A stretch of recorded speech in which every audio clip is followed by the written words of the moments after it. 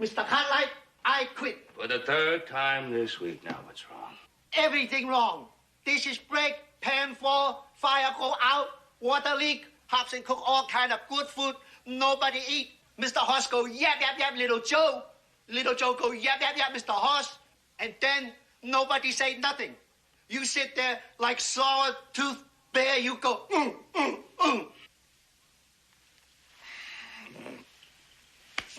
You're right, of course. I agree. But you know how hard we've been working. Maybe too hard, and we're tired and stale. Guess we all got cabin fever. Tell you what, though. You go back and clean up whatever disaster there is, and we'll try to make life a little more livable for you. Don't want life more livable. Want everybody eat. Now, Hobson, you go back there, work up a real good meal, and I'll go out and work up a real good appetite, huh? No more little Joe, Mr. Hoss go, yap, yap, yap. You know, go, No more.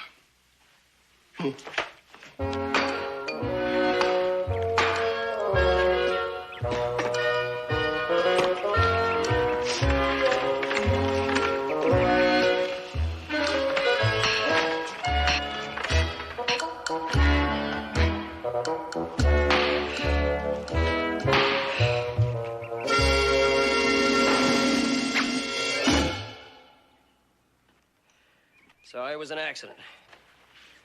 An accident? That's right, an accident.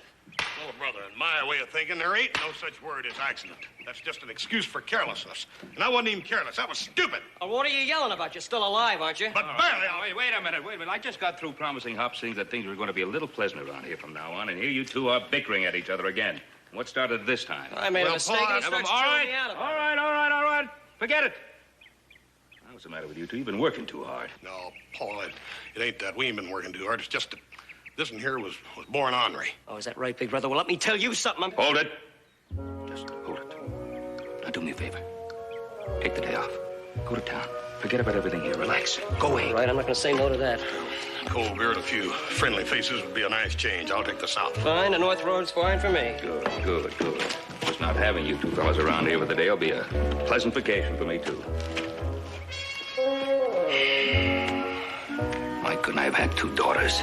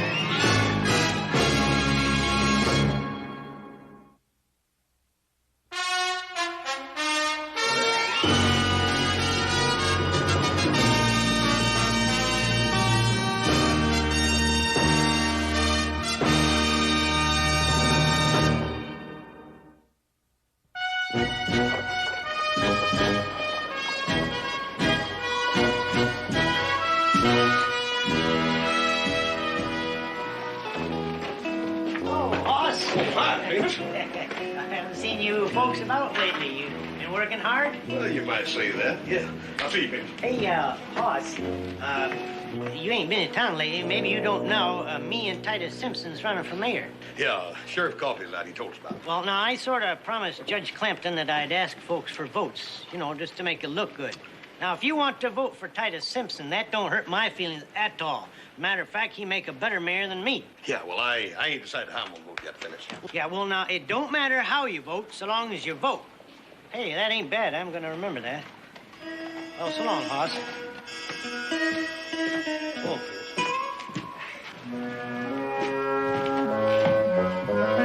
Howdy, Hoss. Howdy, boy. Howdy, Hoss. About time you spent some money in here. Yeah. Little Joe, how are you? How are you? It's a long bar. I'm standing at this end. Fine, I won't argue. Pa always taught me to have respect for my elders.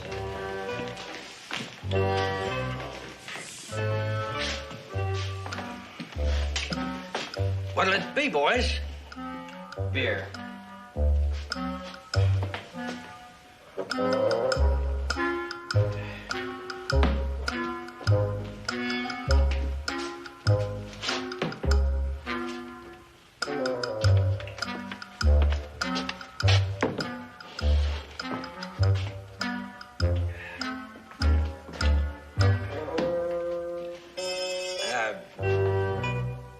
There'll be free beer Friday after the election on the house. There won't be much of an election, Bruno. Leastwise, not now. Phineas Burke lost any chance of winning it just a minute ago outside. Are you suggesting, little brother, that Phineas Burke lost votes because he talked to me? Mm-hmm. Yeah. And when word gets out that he's been glad handing you for your vote, everybody's going to know he's a desperate man. Nobody wants a desperate man for mayor, so naturally they'll all vote for Titus Simpson. Oh, boy. Oh, boy. When you get the orneries, you get them in all directions, don't you? Phineas Burke ain't desperate, and you know it. Oh, but he's going to be desperate come Friday when he finds out that Simpson's getting all the votes. Oh, I reckon you're going to vote for Simpson's. Yes, that's right. I like to be on a winning team. And that's exactly why I'm voting for Phineas Burke. Oh, that's good. That's 2 votes he'll get, yours and his. He'll get a darn sight more than that. I'll bet you he wins that election by a landslide. You got a bet. Name it. Name it. Silly.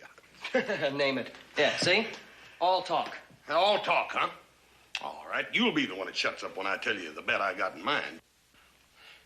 Well, how about a trip to San Francisco and loser pay all? Yeah, well, that's kind of a stiff bet, isn't it? Now who's weasel out? All right, nobody's weaseling out. I'm not weaseling out. You got a bet. And I'm going to win it. I wouldn't be Boys, so sure of that. I can maybe guarantee you don't you're know not going to it. win. Maybe you don't know it, boys.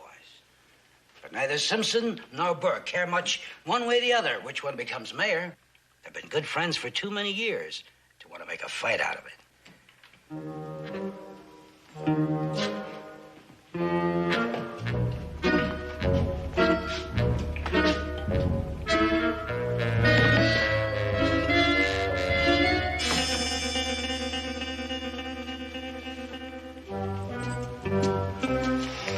Thank you, Bruno. Don't spend all your money here.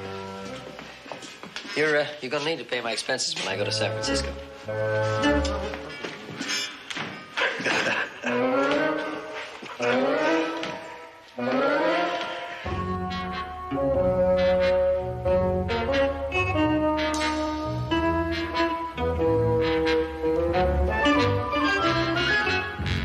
Well, Joseph, hey, it's been quite a while. Something I can do for you? No, Mr. Simpson. Just wanted to stop by, say hello, see how you're doing. Well, that's mighty nice of you. Hey, I hear you and Phineas Burke are running for mayor. Oh, we got our names on the ballot, but we just did it as a favor to Judge Clampton. Hey, well, wouldn't be so bad being the mayor, though, would it? Oh, I don't right care, Joseph. You don't care? Well, you're not saying it's not an honor to be the mayor of Virginia City. Oh, I suppose it is, but... Well, I'd be just as happy if my friend Phineas were elected. Tell you, that's not the way we learned it in school. No, we were taught that a candidate went out among the people, let them know what he stood for. Well, there's no need. Phineas and I agree on everything. You could hand out a few drinks. Drinks cost money. Kiss a few babies, that doesn't cost anything. Huh? Not me. Well, I'll tell you, I'm disappointed. I really am, because it's not fair. It's not fair to the people of Virginia City not to let them know where you stand. Oh, come on now, Joseph. Well, there's nobody that much interested. Oh, I am interested, Mr. Simpson. I'm interested. Because to tell you the truth, I think you're the only man for the job. Why, Joseph, that's a mighty fine thing for you to say. It's the way I feel. You know, I always said that young folks should take an interest in their government. If you want to hand out free drinks and kiss some babies, you go right ahead.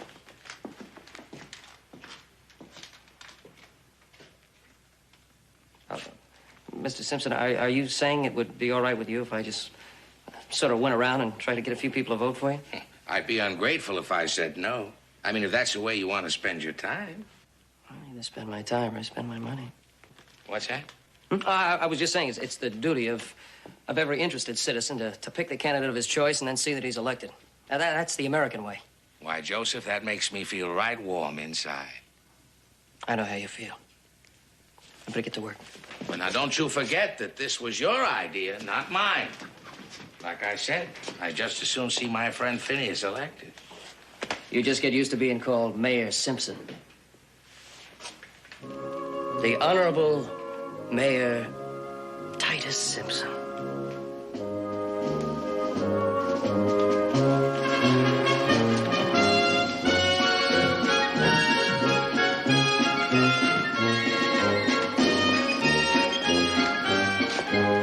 The Honorable Mayor Titus Simpson.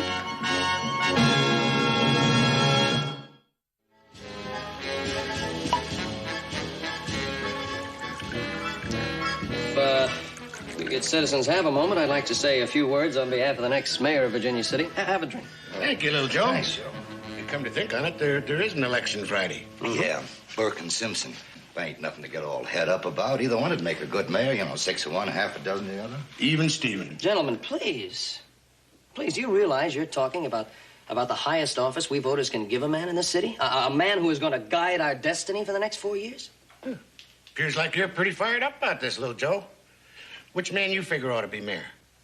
The only man a thinking man would vote for. A vote for Titus Simpson is a vote for honest government. Are you saying that Phineas Burke ain't honest, Joe? Oh, no, I'm not saying it.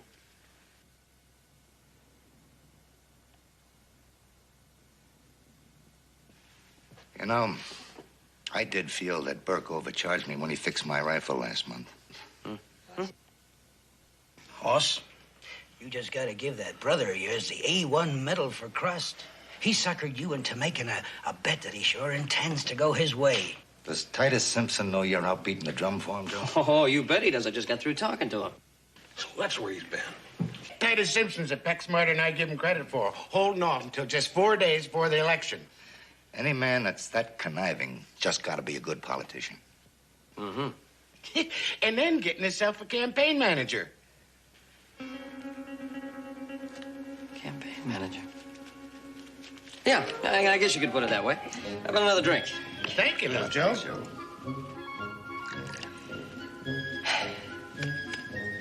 Campaign manager. This guy's ring. Citizens. It ain't fair, Bruno. It just ain't fair. I don't see why not, Hoss. He sure ain't sneaking around behind your back. Same token, nothing to keep you from handing out a few drinks. Yeah, you're doggone right. Just so happens, Hoss, I have some real fine whiskey right here. Yeah, well, hang on to it for me, Bruno. This is going to take more than whiskey.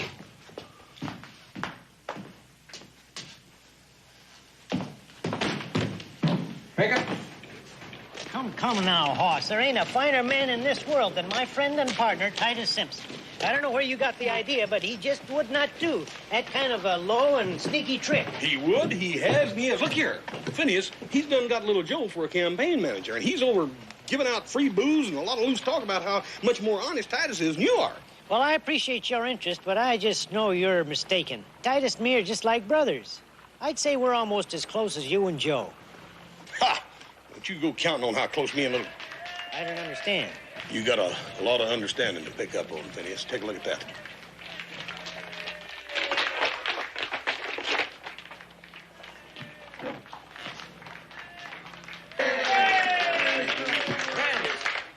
Friends, let me just take a moment. I don't want you to think that Titus Simpson is trying to buy your votes. This is merely his humble way of expressing his modest thanks to each and every one of you. But let me ask, has any one of you gotten a free drink from Phineas Burke?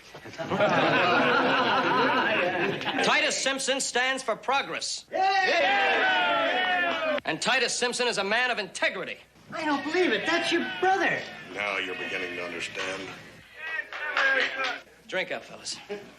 What a man you've got going for you. Come on, drink up. Yes, good citizens, as Titus Simpson's campaign manager, I can tell you without fear of contradiction that Titus Simpson stands for fearless leadership. He didn't want to be mayor. He didn't want the glory. My friend. My partner. Whether you agree with Little Joe or not, you gotta admit us citizens should be paying more attention as to who's going to be the next mayor. And free drinks or not, I'm voting for Phineas Burke. Burke? Didn't you hear me telling how he robbed me blind when he fixed my rifle? Well, only a second-grade boob would vote for a slicker like that. You calling me a boob? If the shoe fits.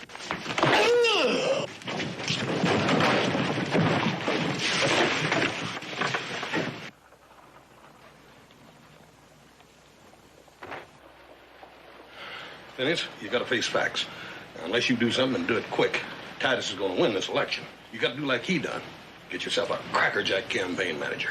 Well, I've been flummoxed, sure enough, but I ain't gonna let no grass grow under my feet. And I know the only man I want for my campaign manager. The only man that can match that smooth-talking brother of yours. Well, you better look him up quick. Well, I don't have to look him up, Hoss. The man I want is you.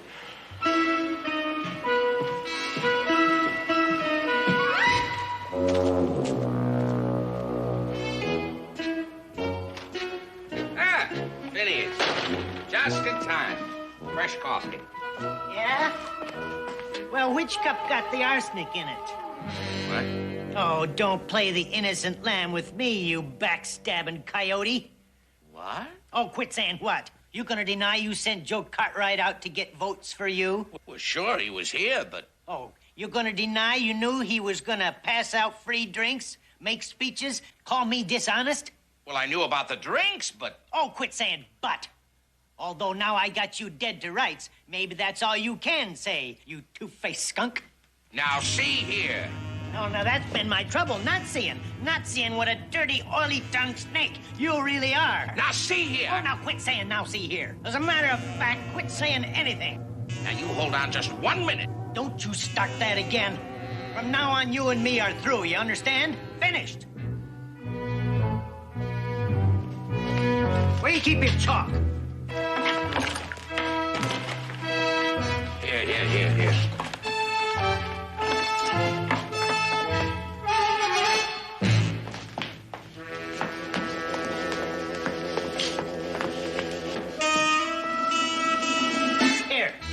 Now, you stay on your side. Get over here. You stay on your side, and I'll stay on my side. And don't you worry about me being here too long, neither, because after Friday, I'm going to be moving into the mayor's office. So that's it, huh?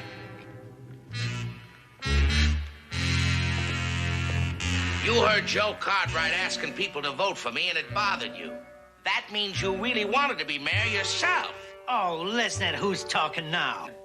Now, see, just... Don't you step over that line. I'll step over any line I please. Well, this is going to be the sorriest election we ever had, Clem. It's all my fault, too, getting Titus and Phineas to run against each other. I should have known they wouldn't make an issue out of it, being friends like they are. They're real pals, that's for sure. Buddies to the end. Damon and Pythias. You try crossing that line again, you'll be sorry.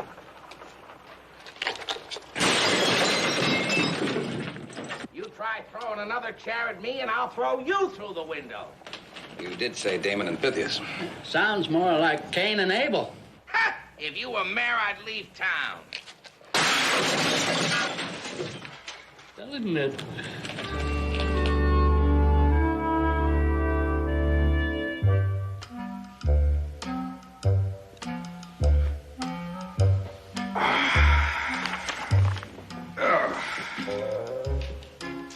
Well, it sure is nice to have some peace and quiet around here for a change.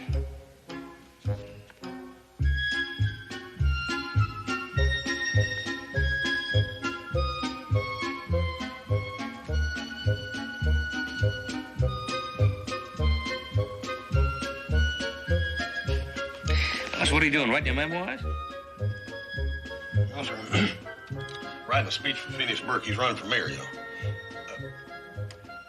Paul, how do you spell graft? I think of a better word. Hey, Joe. Joseph. Yes, sir. Don't tell me you're writing a speech, too. Yeah, I'm not writing it for that thief Burke. Mine is for the next mayor of Virginia City, Titus Simpson. Honest Titus Simpson. I suppose having opposing political views in one family is all right. Yeah, that's the American way, Paul. Well, Phineas and Titus, of course, are both very fine men, and I think it's commendable that you two are helping them with their speeches, but we've got to get your work done in a hurry. We've got to get an early start. And Hop Singh run them into town for you. You got a real hard day's work. Yeah, Paul, I don't think I'm going to be able to do any chores, Paul, until after the election on Saturday. You see, I got myself volunteered as campaign manager for Phineas Burke. Yeah, and I'm doing the same thing for Titus Simpson. Campaign managers?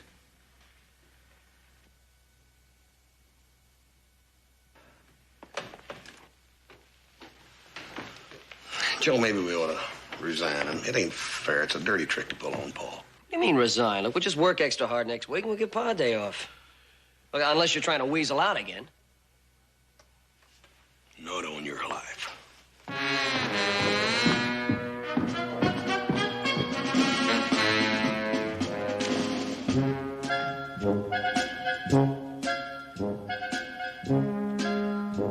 Coffee, Mr. Hoss?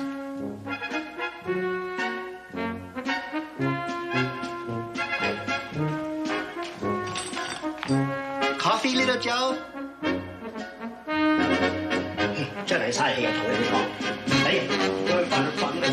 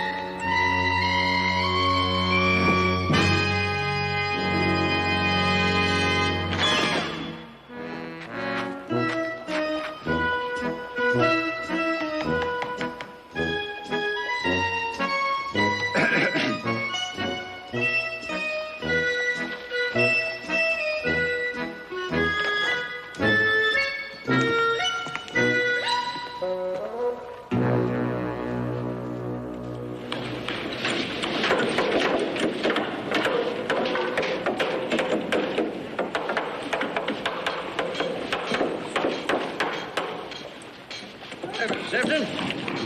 What do you think of it? I gotta admit, Joe, I never expected nothing like this. Well, the way I figured, nothing's too good for the next mayor. Mayor Simpson. Mayor Titus Simpson. Does sort of have a ring to it, don't it? Huh? Hey, Tim, how about a little more red bunting on the railing, huh? You bet, Mr. Simpson. If I'm gonna be mayor, I reckon I better start acting like one. We'll show that Phineas Burke how real politicians work, right, Joseph? Well, that's the attitude. Say, Joseph, there's something I want to discuss with you. Do you think...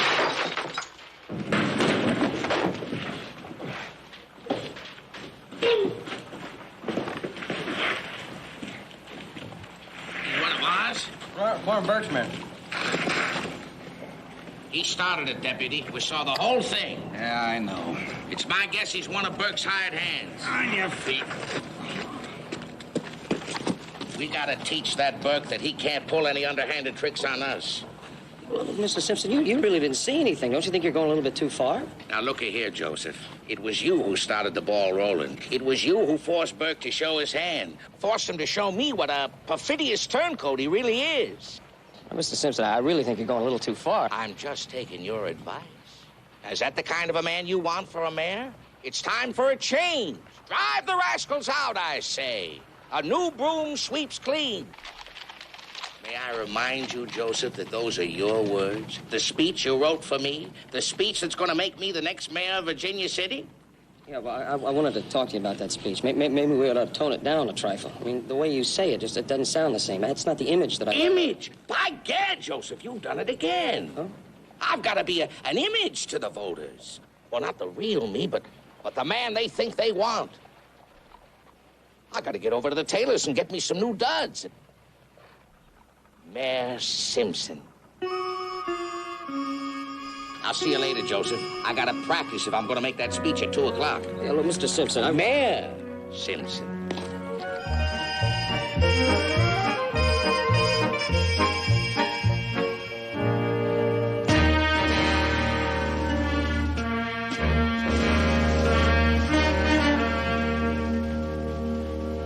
Howdy, Phineas. Your speech is all set for 2 o'clock. Now, I've been out on the street talking it up with all the folks, and you ought to have a good crowd there. I don't know, Hoss. Not too much on this speech making. Phineas, you'll be great. I mean, after all, I spent a lot of time writing that speech. Now, you ain't gonna let me down, are you? Oh, I'll do my best. I gotta admit, you sure wrote a fine speech for me. Yeah, and you really got away with words. When in the course of human events. Well, that's plumb beautiful. Yeah, it just sort of come to me. Look, Phineas, you got to practice because you got to be good. It ain't so important what you say. It's how you say it. You see, if you do it good, you'll have all them voters yelling and stomping, and they'll be yelling, Phineas Burke, the next mayor of Virginia City. You really think so? Doggone right. You better, too, unless you want old Titus elected. Never. Now, you practice that speech, you hear? And I'll see you at 2 o'clock. Well, I'll be ready. When in the course of human events... When in the course of human events... When in the course of human events... Ma'am? Oh, Ben. Well, I see you're pretty busy. Yeah, I'm pretty busy. Wonder if I can talk you into coming to town. Huh? Well, Joe and Hoss are in there. You just wouldn't believe the ruckus they've stirred up. 3 days ago, it was peaceful as ducks on a mill pond. Now it's more like a sack full of bobcats. They're not doing anything illegal, are they? I don't know, nothing illegal. They're sure prodding folks into making a mess of things. 26 fights, 4 busted store windows. I got 14 of the town citizens locked up in jailhouse, Ben. Well, Clem, you're not criticizing people for expressing their political views, are you? Because it's my opinion, no, that people should take an interest in the government. That's a mild way of putting it, Ben. Well, maybe the boys are expressing a youthful exuberance in their campaigning, but, well, as you said, they're not doing anything illegal. Nothing but making enemies out of old, long-time friends. Nothing but egging folks on to tearing half the town apart. Well, Clem, you must be exaggerating. You see, healthy dissension. No, I'm not. In an election is what keeps our country strong. It's the American way.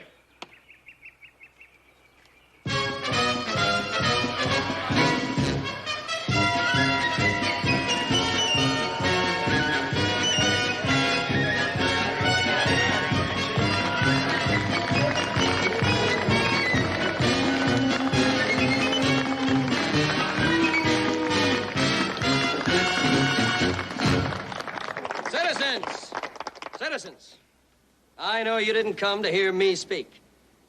You came to weigh the words of a man who cherishes the future of this fair city. A man who holds dear the very principles on which this nation was founded. A man who needs no introduction. Citizens, the next mayor of Virginia City.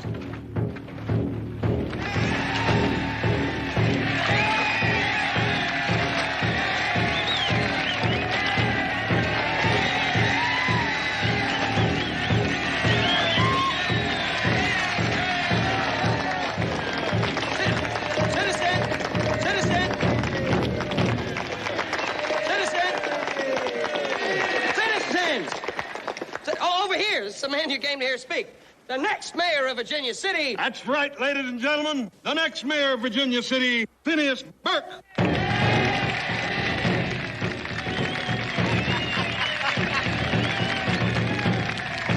Hey, now, citizens, just a minute. Now, is this any way to run a democracy? After all, one of the great principles of this country is free speech. And I'm quite sure you're not going to allow this rude interruption to keep you from hearing the words of my candidate. Thank you. Good citizens of Virginia City.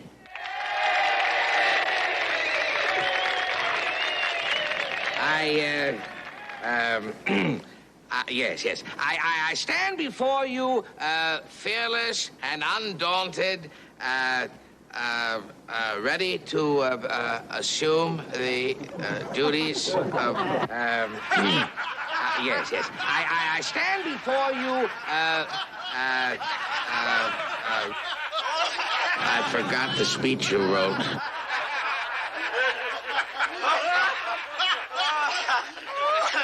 Ladies and gentlemen, they can't say we didn't give them a chance.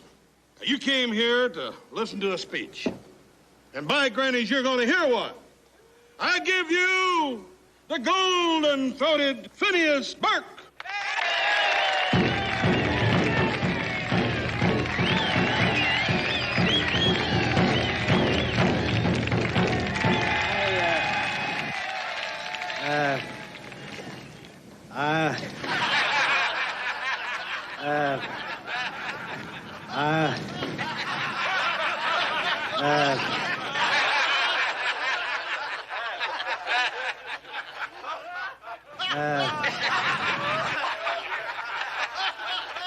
I'm sorry, Joseph, but at least I didn't do as bad as he did. No, you're right. I think we ought to strike while the iron's hot. Citizens, your attention for just a moment. I just wanted to tell you why Titus Simpson was unable to speak to you a moment ago. Because he was choked up. He was choked up. And why? I'll tell you why. Because he could see the trust and the respect in the eyes of the people that he holds so dear. Now, doesn't that prove to you that he is the only man to be at the helm of the highest office of Virginia City? The only man who can guide us through the stormy seas ahead. A man of progress, a man of destiny, the unimpeachable Titus Simpson.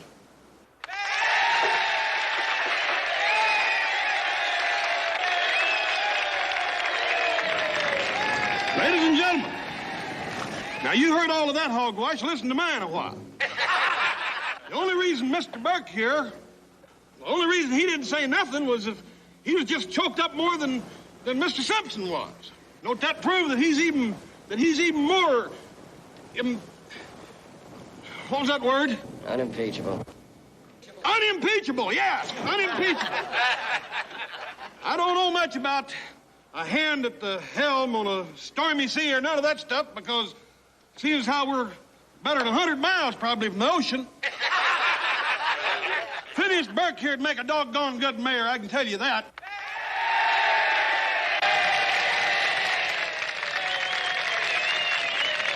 He's getting to them, Joseph.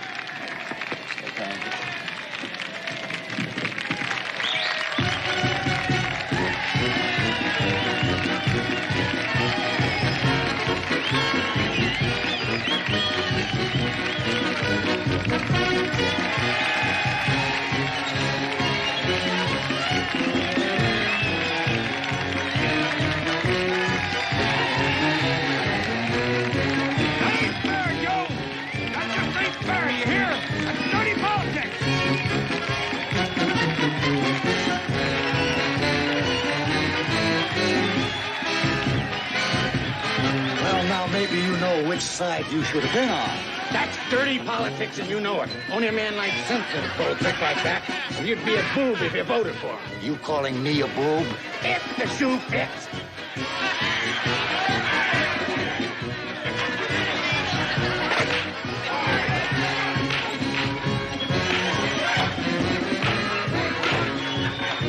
Citizens of Virginia City. And as I gaze out over the stormy sea of life, and I see calm, and prosperity. Fearless and undaunted, I stand before you, while over there stands a man that no one should trust. But, not even his best friend and business partner. if you're gonna elect a man like that would sink his own business partner, then everybody's gonna go down like a rock.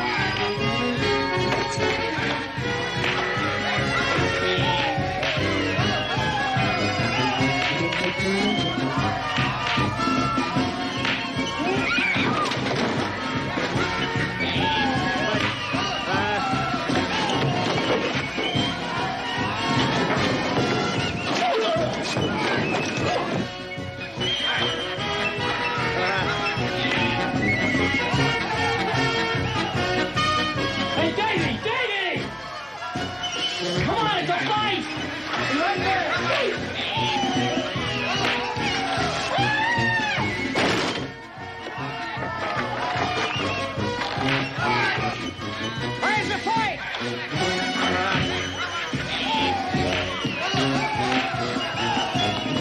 Clem, come here, man. I gotta get out. No, I have to tell you. Boys, gonna have half Just this a minute. town bleeding. Listen to me. I have to talk to you about the David. Just a minute. I want to tell you my attitude about this thing. Now listen to me. This is very important.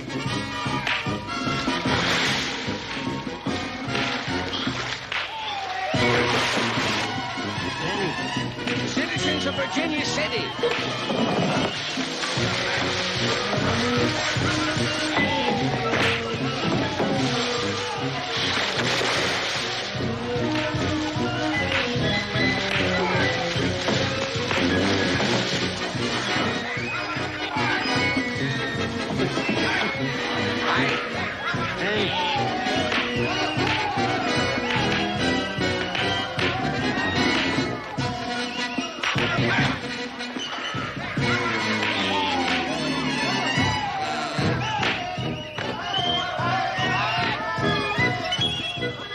I just want to make sure you understand. I do understand.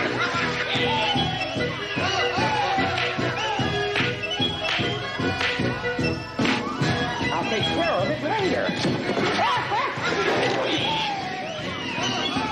I'll take care of everything. Hold it, Joe. I'm on your side. All right, this one's yours. Whoa, thanks, Joe. That's the American way.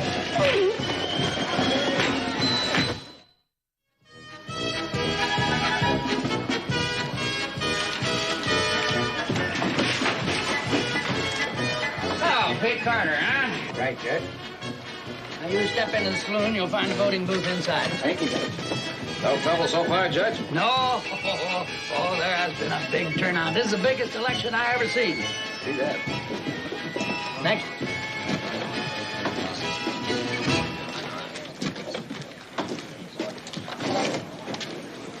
It's a good thing I was here to watch, or you'd have probably tried to stuff the ballot box for Simpson. Is that so? Yeah. Burke's the one who needs that.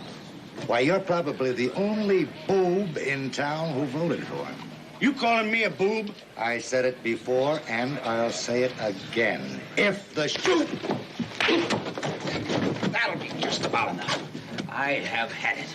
Now you go that way, you go that way, and try to stay away from each other. Oh, this has been a beautiful election. Beautiful. Well, it looks like every eligible voter in town's filled in his ballot. I'm sure you're right. We can't officially close the polls for another 2 hours. Well, even so, there's no law that says we can't count the ballots now. Well, that'd be okay by me, Judge, but I expect we'd better get us a couple witnesses. Don't want nobody accusing us of any shenanigans. Shenanigans? Shenanigans? What makes you think there'd be any shenanigans about this election? I tell you what, you go get 2 witnesses. Get Joe and Hoss Cartwright. Yeah. Shenanigans. Burke, Burke, Burke. Simpson, Burke, Simpson, Simpson, Simpson, Simpson. That's all. I'll total them up, Clem. Come on, Clem. Burke wins? Who won?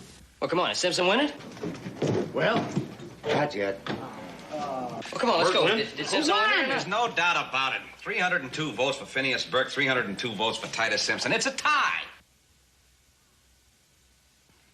Oh, wait, maybe you made a mistake. What do you mean it's a tie? Look for yourself. 100, 200, 300, 100, 200, 300, 2 left over. It's a tie. 302 votes apiece. Well, we got to find somebody else that hasn't voted yet. Otherwise, we're going to have to call this a no contest. We're going to have an election again next week. Oh, no, not that. I wouldn't like that. Hey, Paul ain't voted yet, has he? By Jiminy Hush, you're right.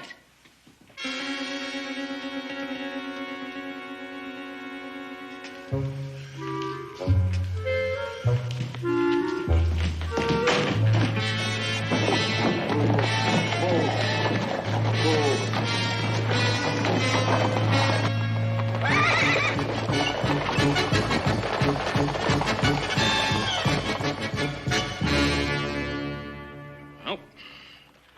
I did not forget to vote. For the first time in my life, I deliberately decided not to vote. What do you mean you decided not to vote? First of all, with you two on the opposite sides of the political fence, I didn't want to be in the position of having to take sides. And second of all, Burke and Simpson are good friends of mine. Both are equally capable. And if you two hadn't interfered, the town would have been perfectly content to have either one as mayor. But, Paul, it's your vote that's going to make the decision. You got to vote. That's right, otherwise there'll be a runoff election next week. The American way to do it. Yeah, but, Paul, if there's another election, then there's got to be another campaign. Yeah, and we're the campaign managers.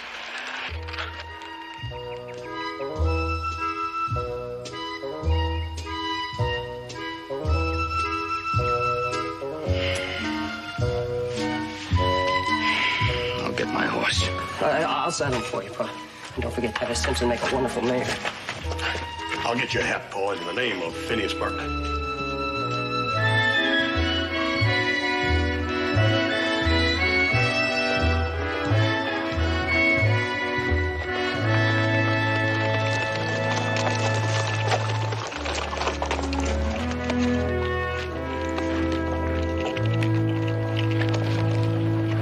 Paul, you mind telling me and Joe how you going to vote?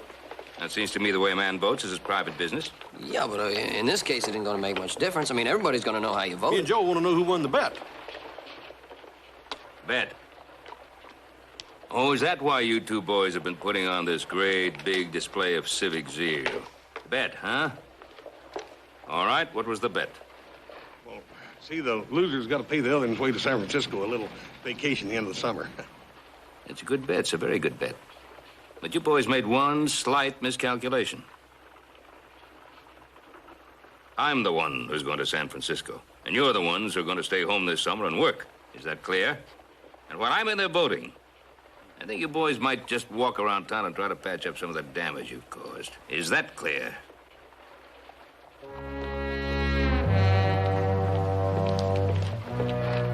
Looks like we both lose, no matter how you vote, don't it? Yeah.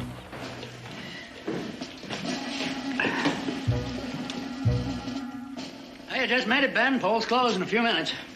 Glad I'm in time. The booth's over there. Don't feel you have to hurry.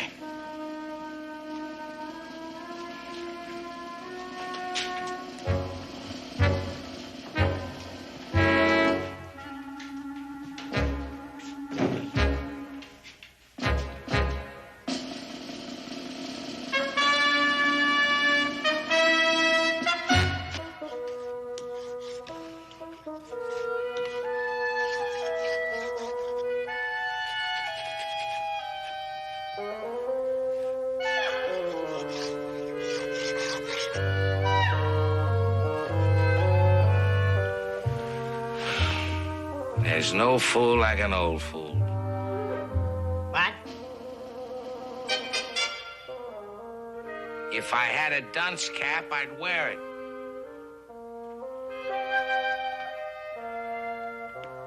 I don't need a dunce cab. I ought to get kicked by a mule. Ruined. Friendship of 20 years ruined. And it's all my fault. Well, that ain't so, Titus. It was me that ruined our friendship. I got delusions of grandeur. The truth of the matter is, we both got suckered in by them smooth-talking Cartwright brothers. Something I want you to know, Phineas. I voted for you. And I voted for you.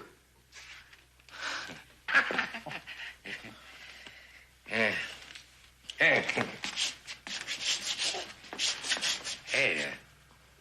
we still don't know which one of us is going to be mayor. Well, I hope it's you.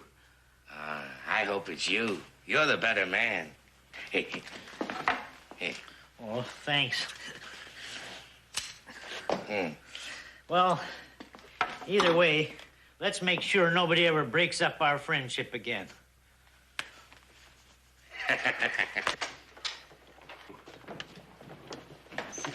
Let's make very sure.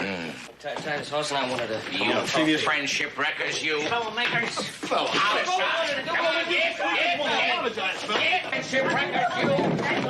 Get out, and stay out.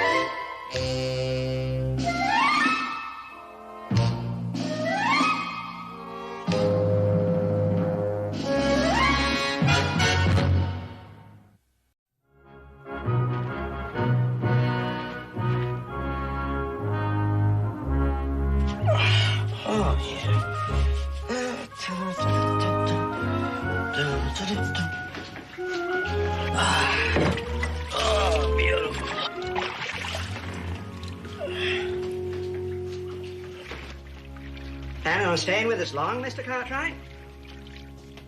Nope. Leaving soon, I take it. Mm-hmm. Tinbucket's a nice town. Said Tinbucket's a nice town. Yes, I heard you. How do you like Riverbend? Well, Riverbend's a nice town. That smells good. Heard you took some cattle up there. 100 head, a lot of cattle. Just you and the boys? Yep. You're a long way from the Ponderosa. What you doing in Tinbucket? Going back to the Ponderosa.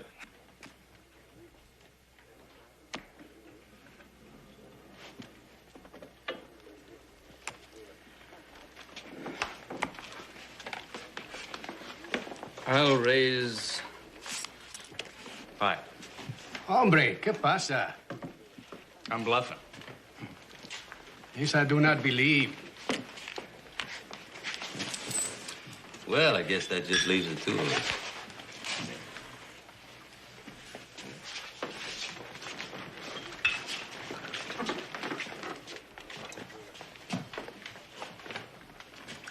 Yeah? Thank you, Mr. Parker. Compliment.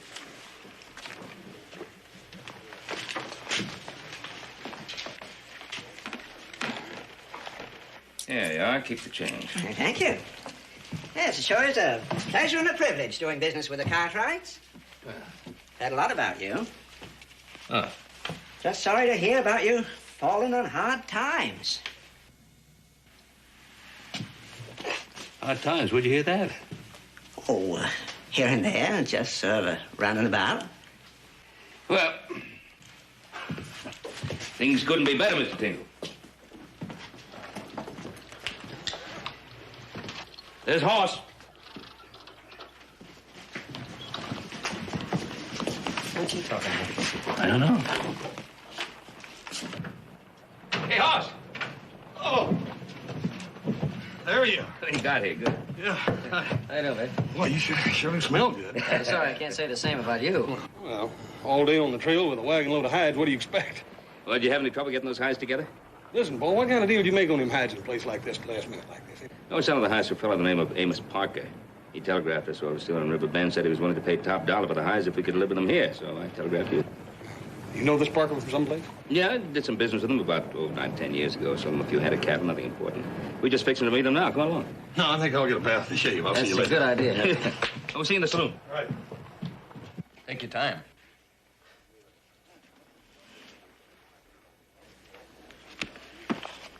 I'll see. And raise you 20.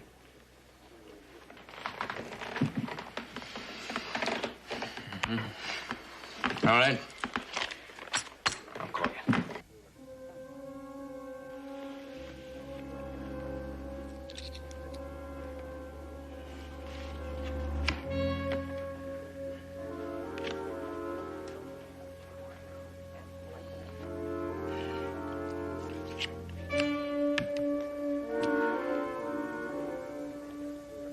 Kind of reckless, weren't you, Rice?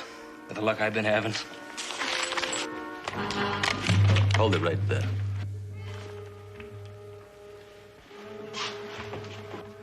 I want to make sure you got a right to that money before I give it to you.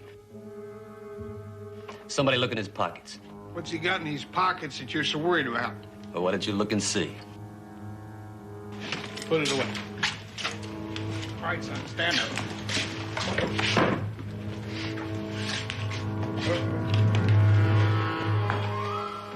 Those aren't my cards. I don't know where they came from. That is your pocket, ain't it? You're working this deck. These two here and 3 you got in your hand, I count 5 kings. They're not my cards. Mr. Cartwright, they say I've been cheating.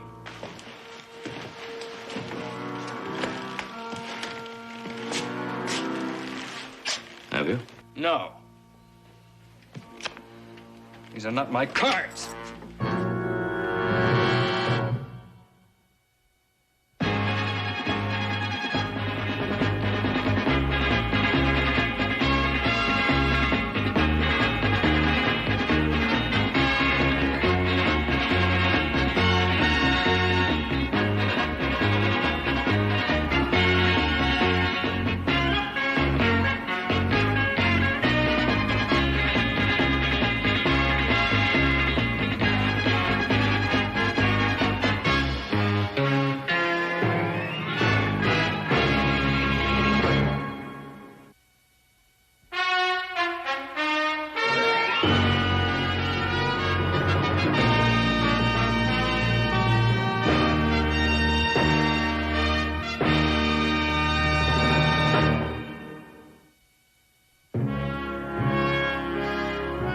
I don't know where the cards came from, Mr. Cartwright. I'm afraid the sheriff found them in his pocket. Well, I'm Amos Parker, Mr. Cartwright. Yes. Oh, we have some business to discuss. Yes, we do. Just as soon as I attend to this. Mr. Cartwright, I don't know how the cards got in my pocket. Do you know this man? Yes, he works for me. A card sharp works for you? Not a card sharp. He's a cowhand and a very good one. Well, it's a cinch he ain't a very good card sharp. If I hadn't have been here, he'd have probably got himself shot. I'll have to give these men the money that's here on the table. No. Easy, Candy.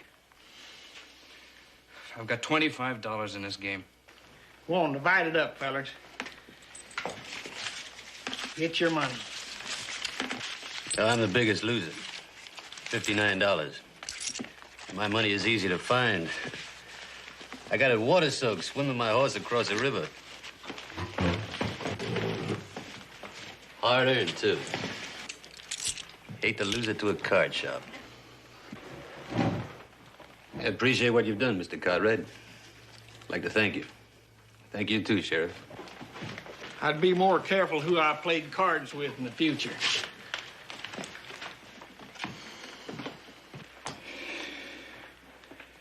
Well, I ought to throw you in jail. Sheriff, I'll be responsible for him. Well, get him out of town. Well, we'll all be leaving just as soon as I complete my business, if that's all right. All right.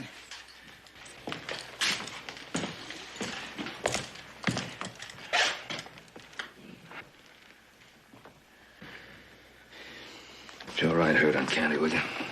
Candy, I'll be up.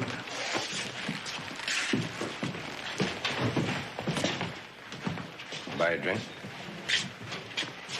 Oh, no, thank you. We can just sit down and get our business out of the way. Well, how the year's been treating? Can't complain. No, you've been very successful. How about yourself? Well, had my ups and downs. I guess more downs than ups, but, you know, all in all, done pretty well. Good. How's Mrs. Parker? Alice? You remember her? Well, how is she? She's, Bill.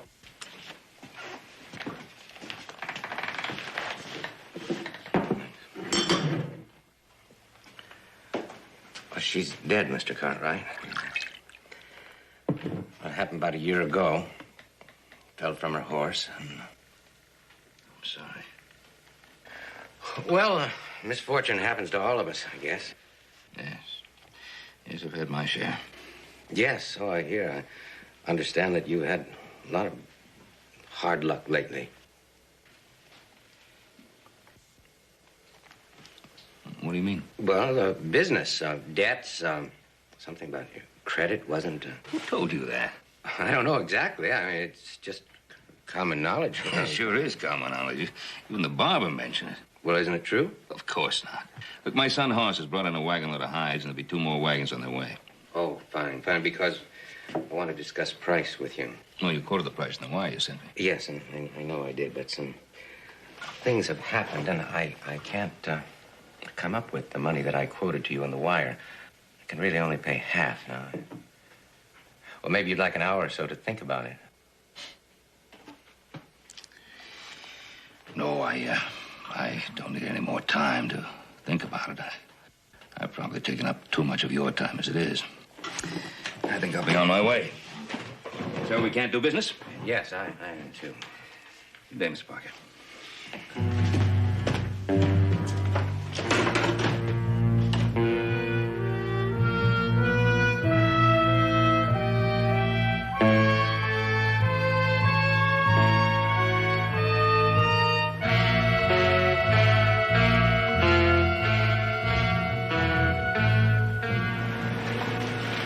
I don't care about the money. What's killing me is you believe them and not me. The sheriff believed them. It's a 2-bit sheriff in a 2-bit town. 2-bit sheriff or not. Put us in his gunner reel and saw the bars in his jail, and he was going to throw you behind them or kill you if you try to fight him. Did you believe me about the cards? Say somebody planted them in your pocket. Yeah, that's right. When? While you were playing? I'm not that stupid. Well, when? I don't know. When I went in, there were a lot of people at the bar. They were shoving... Who? Did you know any of them? No, I didn't know any of them. Doesn't make any sense, does it? Wait, why don't we get the money for the hides and get out of this town? You can't. Parker says he'll only pay half price for those hides. Well, you're not going to let him get away with it, huh? No, I'm not going to let him get away with it. I'll have Hoss take those hides back to the Ponderosa and head out the 2 wagons at Pine Creek. I want you to go with him. Right. Got my horse over the blacksmith shop. I'll get him. Candy? Let's go see the sheriff.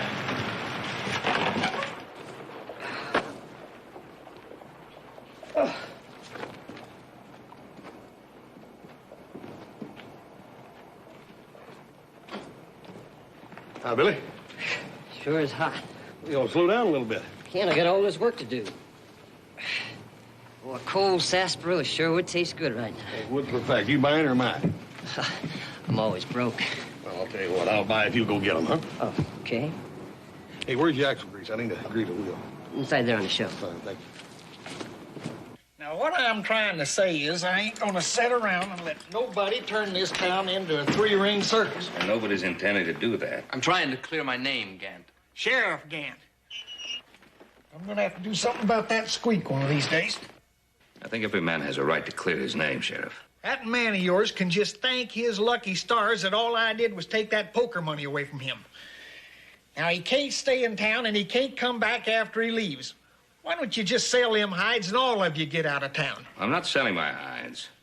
You mean you come all this way up here and you ain't gonna sell? What are you trying to do, hold Parker up on them hides? Parker cut the price. Parker, I think, is trying to drive a hard bargain himself. Well, maybe he's offering you all them hides is worth. They're top-grade hides. Now, look here, Mr. Cartwright. All of us get pressed to the wall sometime or another, but, well, why don't you just sell them hides and go on home?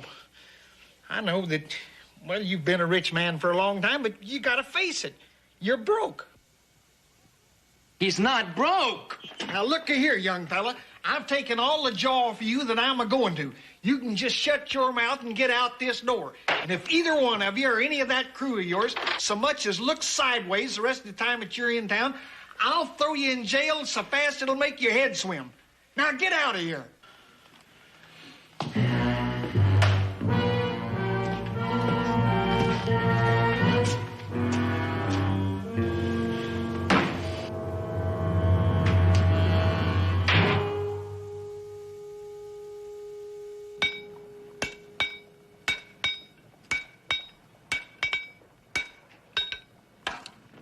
How you doing? Got them ready yet? I did the one shoe. I thought I'd clean him up all around for you. Good enough. Hey, that's a right pretty horse you got there, mister. You interested in selling him? You couldn't afford what this horse is worth. Oh, I thought maybe you'd let him go cheap. Hard up the way you are. And who says I'm hard up? Well, how else you gonna figure it? You hired hands after cheated poker to make a living.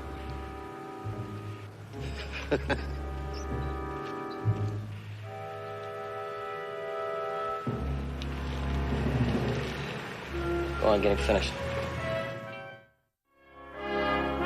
Virginia City Bank. And you want $5,000 cleared here to our bank? That's right. It's a lot of money to try to borrow by telegraph, Mr. Cartwright. I'm not borrowing the money. The money's mine. I just want it transferred to the bank here. Would you please send that?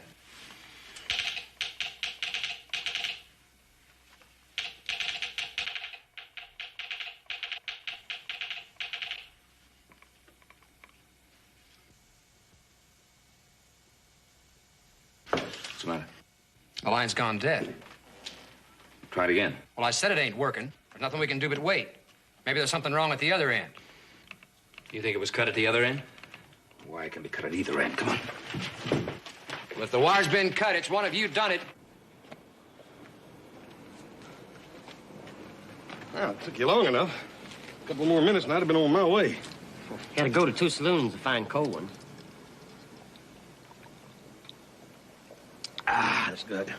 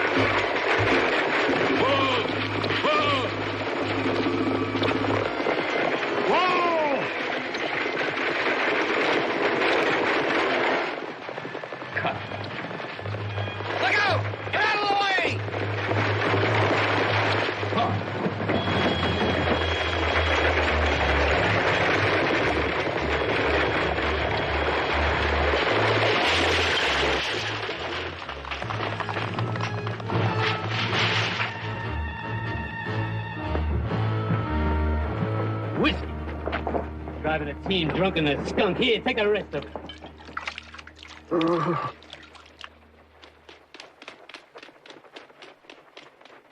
Hey, what are you doing? Just helping him finish his food. He's been hit on the head, Pa. Yes, I know. He's drunk and a skunk.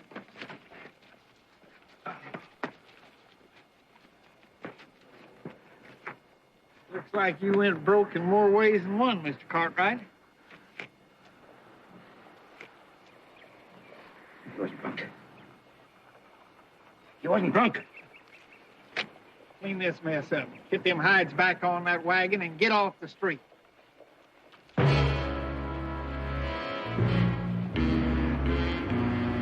Give me a hand with this wagon.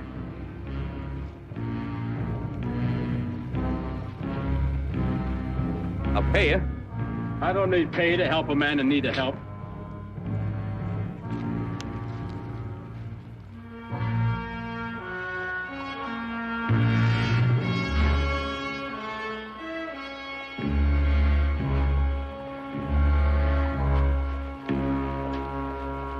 I just heard about what happened.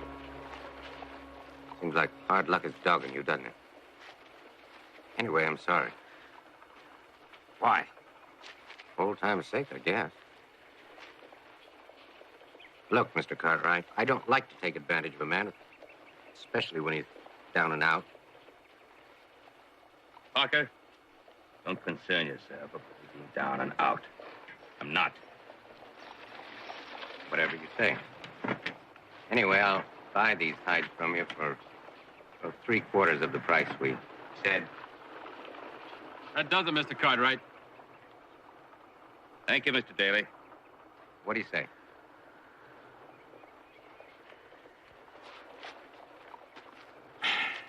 All right. 3/4 of the price we agreed on. All right. I'll write you a check for the full amount on the bank here at the Tin Bucket. If you don't mind, I'll have to verify that account. Of course not. Bank? Just over here. Yes, I know.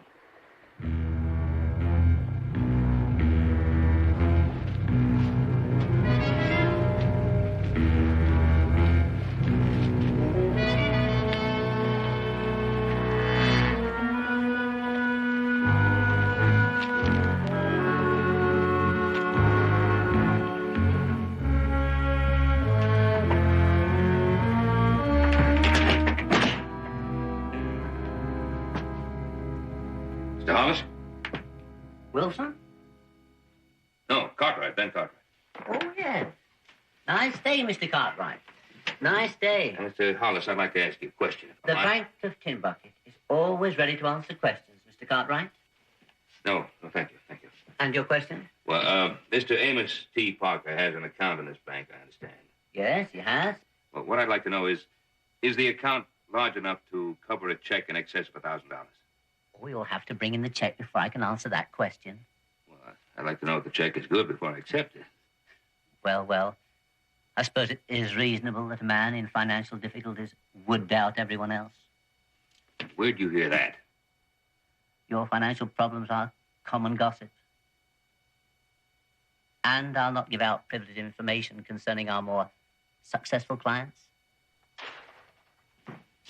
Mr. Cartwright, you expect me to buy those hides? And what's the matter with the hides? Look at the brand. What about it? Ponderosa brand? Well, turn it over. What do you call that brand?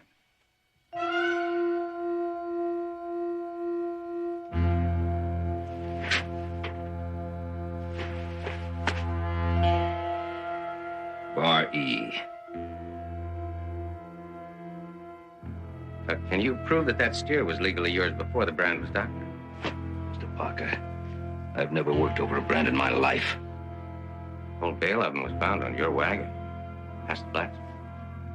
That's the way of it, Mr. Cartwright. A full bale of them. You believe I'd deal in stolen hides? Well, if you're as broke as they say you are, you just might. What about that big kid of yours? What about him? Well, what's to prevent him from going into business for himself? Oh, come on. Even if you wasn't broke, I reckon it wouldn't be the first time that some rich man's kid went and stole something just for the pleasure of stealing it. Do you believe that? Well, after what's happened today, you just tell us something we can believe.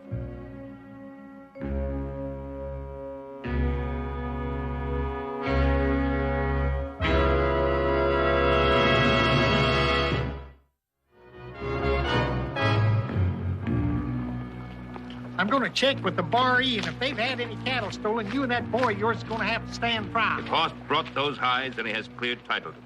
And if he ain't got clear title, Then he didn't bring them. Somebody else put them in the wagon after he got here. Oh, somebody else put him in the wagon. Who'd do something like that? Yeah, give us some answers. Who and why? I don't know who or why, but I'll find out.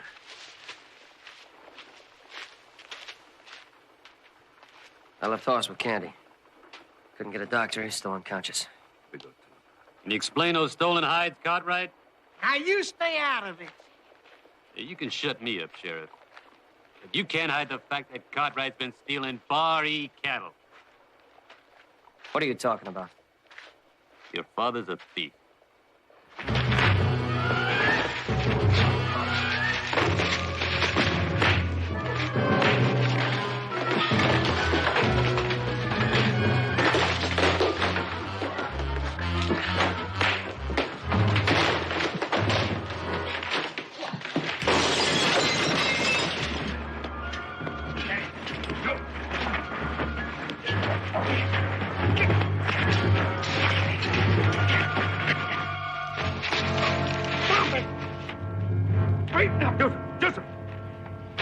You're just lucky that Cartwright started the fight, or you'd be paying the damages.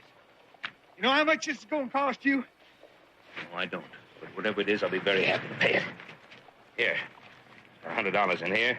That should be enough for 2 of those windows. Here. My money.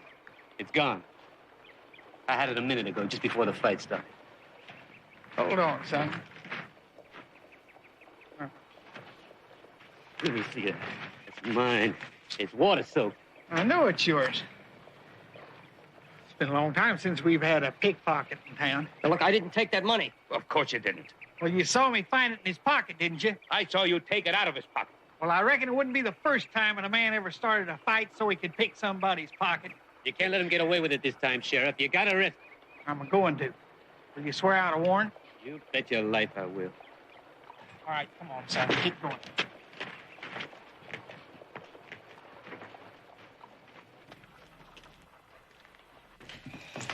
Go on in there.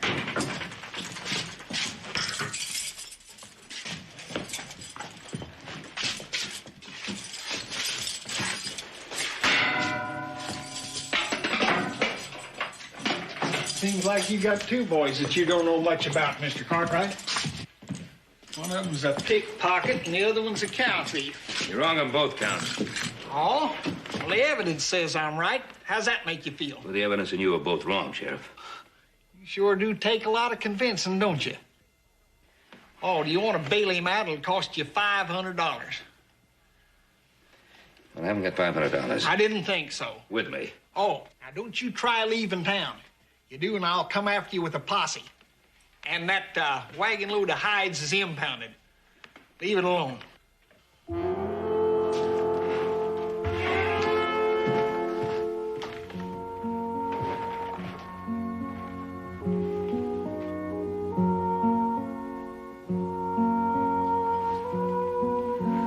I don't know. I've never seen a man out like this before. You think he's all right? Yeah, he's all right. His pulse is regular. Breathing is normal. I don't know what they doped him with. Whatever it is, it's doing a good job. There's no doctor in this town.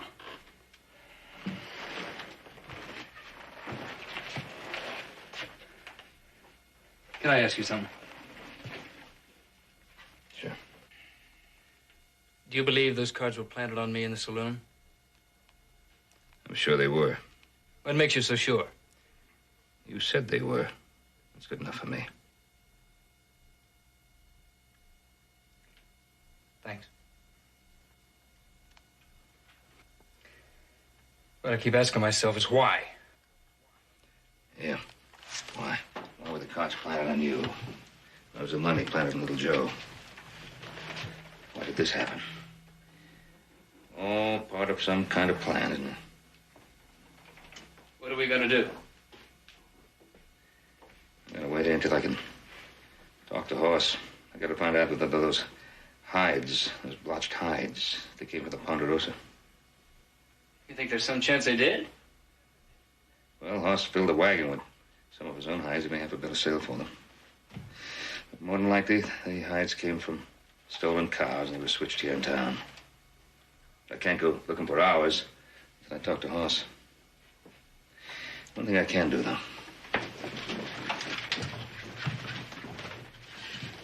Start proving I'm not broke. Look, I gotta give you this sight draft for $5,000. I want you to take this to the Bank of Virginia City. And also this note asking for a letter of credit. But you get back with the cash and that letter just as soon as you possibly can. I feel a little funny about leaving you here alone with Hoss like this. I'll manage.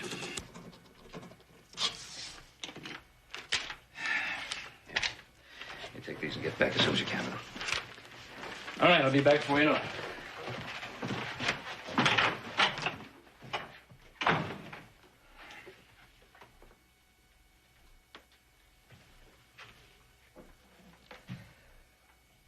Hi.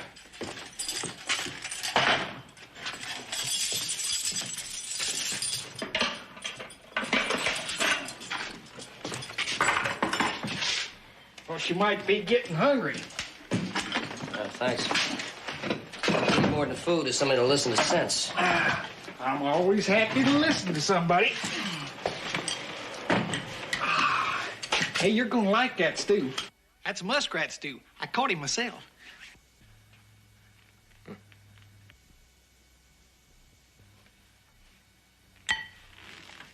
Look, Sheriff, I am not a pickpocket. There's a man swore out a warrant says you are. Well, the only way that money could have gotten in my pocket was if he put it there, that fellow Rice. Now, what did a feller want to do a thing like that for? Yeah, that's what I'd like to know. Your stew's gonna get cold. Yeah, but, not that hungry, thanks. Sure ain't no reason letting it go to waste. You know, an old mountain man taught me how to make this stew. He learned how to fix it from a Ute woman. I reckon I'm the only man in the world knows how to cook this stuff now. Look, Sheriff, I don't have to pick pockets. My brother Hoss doesn't have to steal cattle, and our ranch hands don't have to cheat at cards. Is that a fact? Yeah, that's a fact. We happen to be a very prosperous family. You're going to find that out tomorrow. Then how come your old man couldn't raise a measly $500 to bail you out? Well, he'll raise it tomorrow. Don't you worry about that.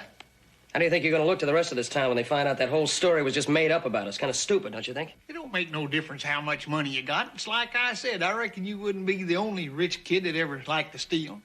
I don't like to steal, and I don't steal. I remember this kid over here by Three Forks. Old man running W. Nicest little spread you ever saw. Sheriff, if you... Yeah, now this kid, I think his name was Dobie or Dobbs or... Can't remember just exactly what it was. He liked to steal. Steal anything that was loose at both ends. Just pack it off. A 5-cent piece of candy, $50 horse. He had to steal it. I reckon I had him in jail, I don't know how many times. Couldn't cure him. Finally, his old man made him join the cavalry. They sure cured him there. Hey, did you ever think of joining up? The cavalry. Did you ever think of joining the cavalry? Pay ain't too good, but it sure beats the heck out of being in jail. Yeah, I'll give it some thought. Why don't you think about this? Just think about all the things that have happened to us since we've been in this town. Now, that's an awful lot of trouble for one family. Don't you think there's something wrong with that? How's that? I said, don't you think there's something wrong with that? Yeah, I reckon. Maybe it got a little too much salt in it.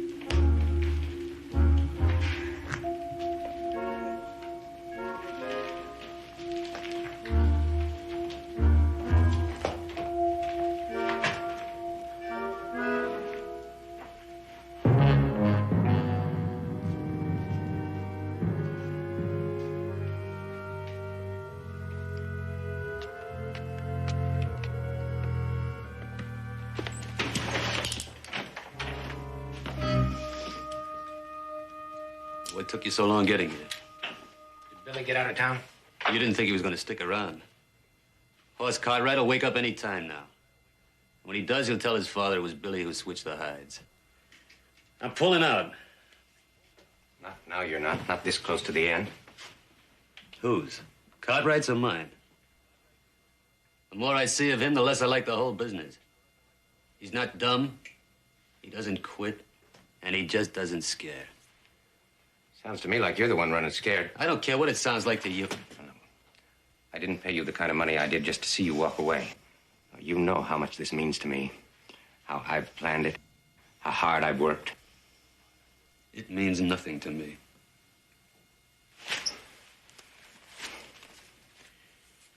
Does this mean anything to you? Depends. How much? That'll just about do it. Only if it means the end of Cartwright. You got yourself a deal. Let's go. Where to? Stable. That's the first place Ben Cartwright will go looking for those hides. You sure? I'm sure.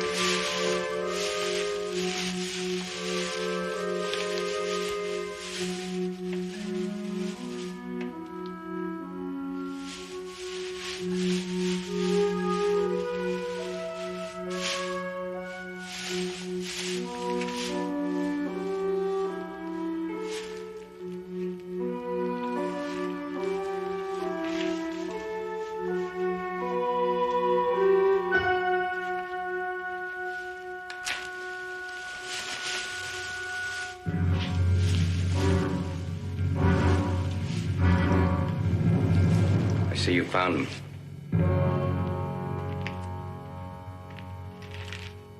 Get up. I said get up. Throw your gun over here. Very easy.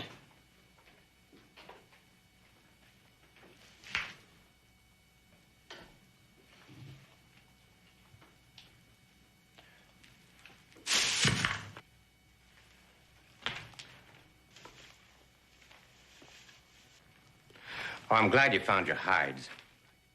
I figured you would. Why'd you switch them? For the same reason I had Rice plant those cards on your ranch hand. For the same reason I made your son look like a thief. My other boy like a drunk. That's right. Now I got the whole town thinking you're broke. This is a balancing of the books, Mr. Cartwright. A final accounting. Well, you destroyed my life. Now I'm going to destroy yours. I sold you. I sold you a few head of cattle years back. How could that destroy your life? You're forgetting one thing, my wife. All the times you met with my wife. My what? That's right.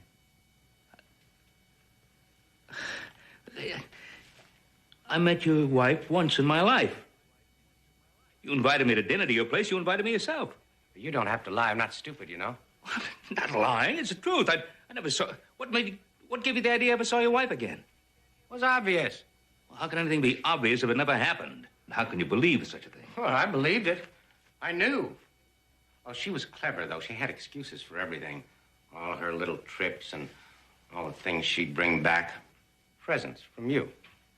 Well, I knew she was meeting with you. She loved you, Mr. Cartwright. Rich Ben Cartwright. Big and successful Ben Cartwright. My wife was in love with you. No, I never saw your wife after that first time. Now, that's the truth. Oh, she used to deny it, too, for a long time. She said she didn't want things like money and fine clothes, big house and position.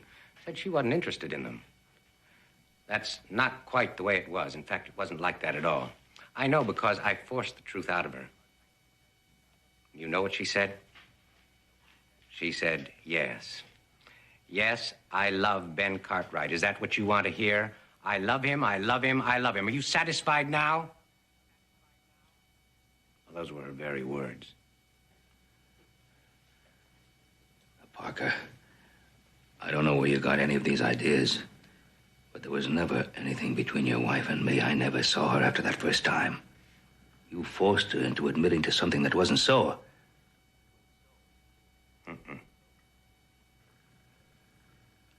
Now she's dead.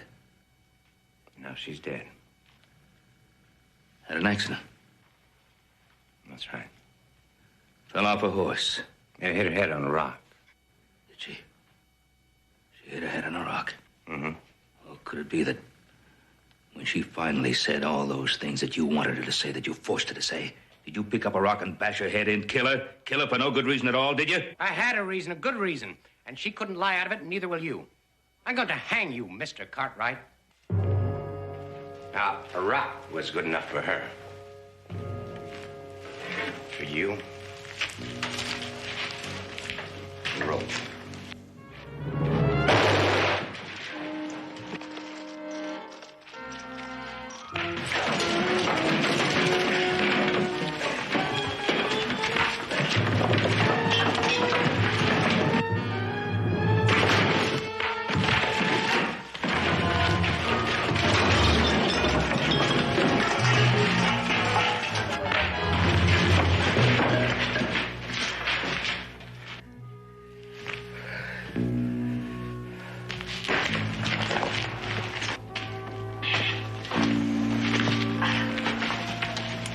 You looking for this, Mr. Cartwright? Don't shoot him!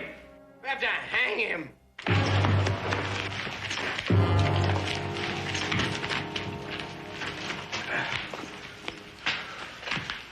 I don't want him tied. I'll cut him loose once he's swinging. You should have had me in here instead of waiting outside. That's all right, Pete.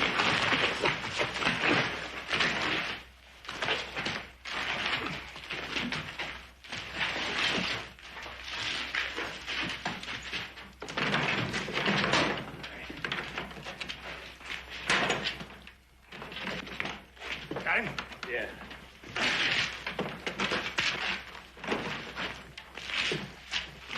I'm not going to hang you, Mr. Cartwright. You're going to hang yourself. Because you're a failure, remember? And what's worse, you've discovered that your sons are rotten. One's a pickpocket, other a cattle thief. The good people at Tin Bucket already believe that you're broke and in debt. Got no credit.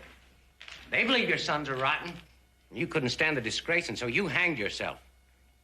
And the word will travel, and for years to come, you're going to be known as a broken and a disgraced man. Suicide. All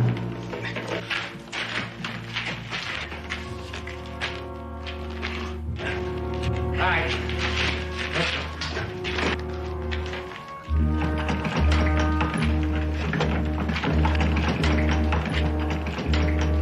Hold it right there.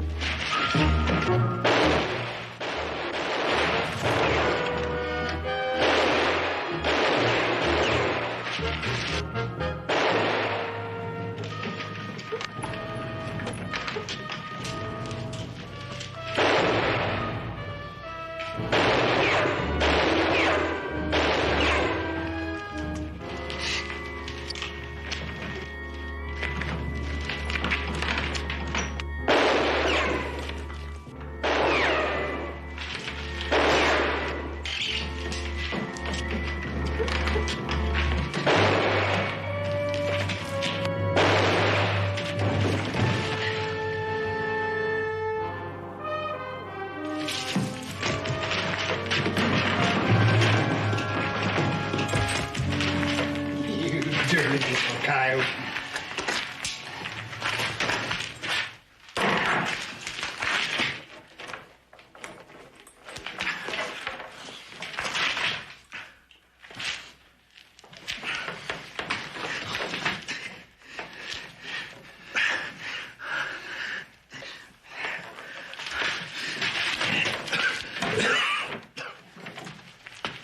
Okay. Thanks. You can thank that littlest kid of yours. I was helping him eat his supper a little bit ago, and he kept a-jawing at me. And then later on, I got to thinking, well, maybe he is right. It did seem like an awful lot to have happen to a family unless somebody was helping it along. So I just got to nosing around and...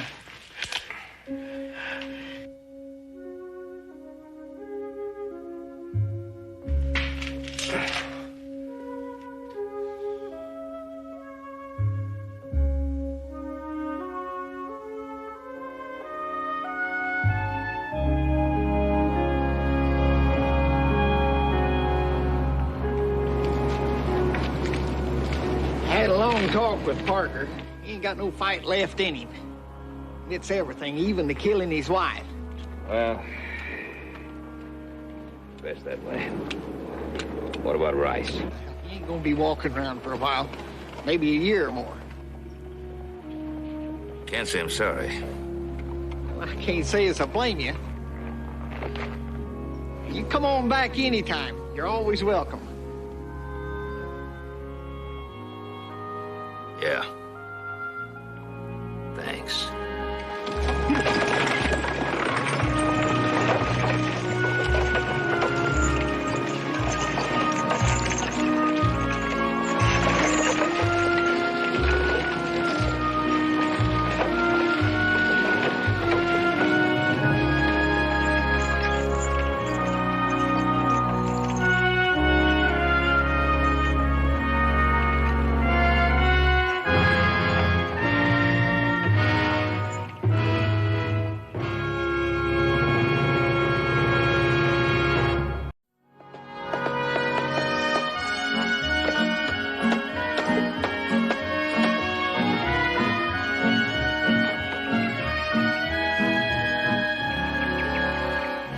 What are you doing here? What are you always hanging around here for, huh? Come back here. What are you getting so excited about?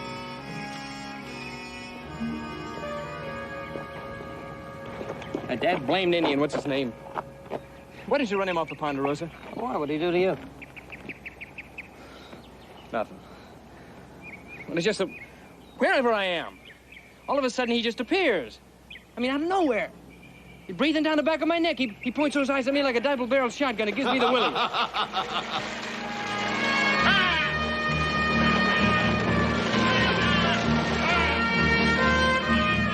I wonder what the express wagon's heading to the house for. I don't know. Let's get on our horses and find out.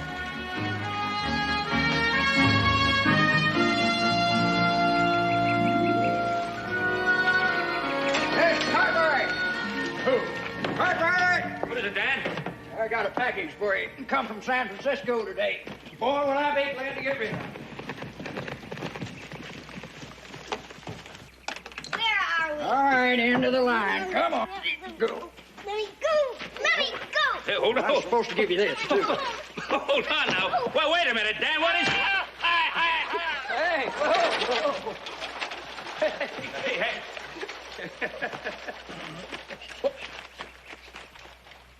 He's a girl. I need a girl. I'm a boy. Well, if you just control that boy or a girl or whatever, we're trying to find out what this is all about. Dear Mr. Cartwright, the sweet child before you is my daughter and related to you. Although we've never met, we are related, even though distantly. My father was William Cartwright. This is my daughter, Samantha. It ain't neither Samantha. It's Sam. Now, I haven't got time to explain right now, but I just can't keep her with me any longer. I'll get in touch with you as soon as I can. Please, for the love of God, take her in. Take care of her. I can take care of my own self. And whatever you may think, I love her. She's all I have to love. Martha Cartwright Dorcas. I ain't gonna stay here. You better let me go. Well, you better take her inside. We'll get to the bottom of this. Joseph, you can to get back to work. Right, Phil.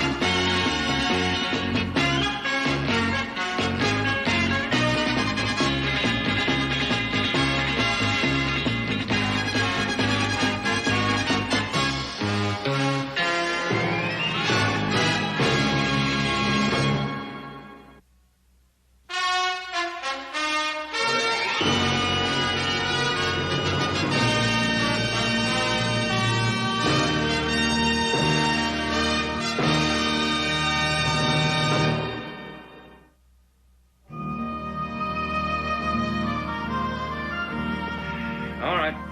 And then what? And then she just put me on stage and said it was for my own good. But like I told you, she wanted to get rid of me. She hates me. Oh, now, look, Samantha. Hey, I told you, it ain't Samantha, it's Sam. Ow!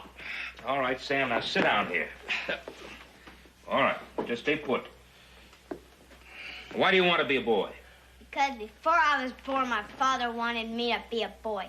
So that's what I am, a boy. Well, where's your father now? I don't know. He went away last month and never came back. Mommy always scolded him for not having very much money. So he just went away. And then Mommy sent me away. Well, when your father went away, what did your mother do? She got a job in a nice place. And the men in the saloon were good to me. When your mother was working, who was taking care of you? Oh, she hired an old lady to take care of me. But I ran away every chance I got. And I'll run away from here, too. Just see if I don't. Look.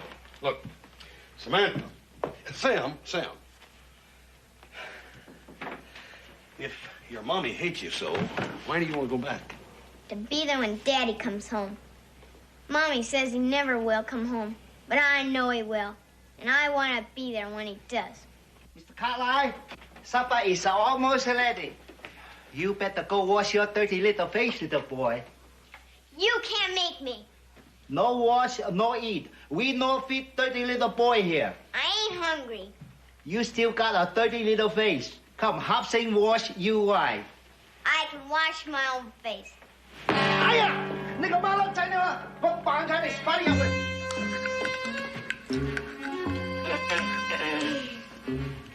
Oh, hello, Sam. Sam? Better get some of this to eat before it's all gone. I ain't hungry. Well, why don't you sit down at the table anyway? I ain't tired. I ain't gonna sit nor eat as long as you keep me here. Suit yourself. I think I will sit, but not at the table.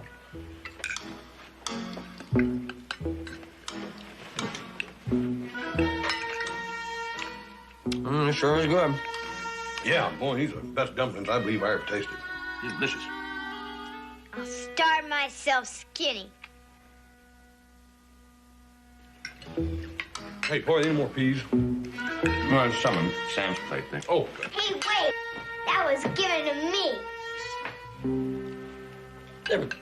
You said you didn't want to eat it. Just for that, I will.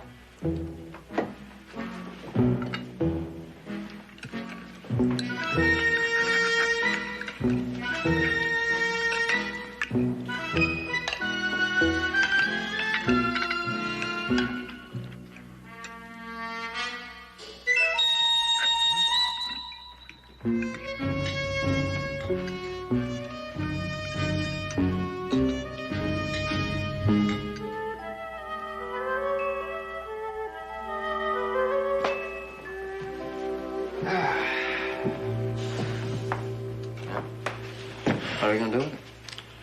I'm We gotta have a woman take care of her, that's for sure. We're gonna find a woman to take care of her.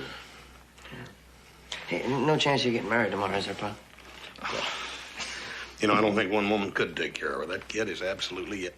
INKORRIOR.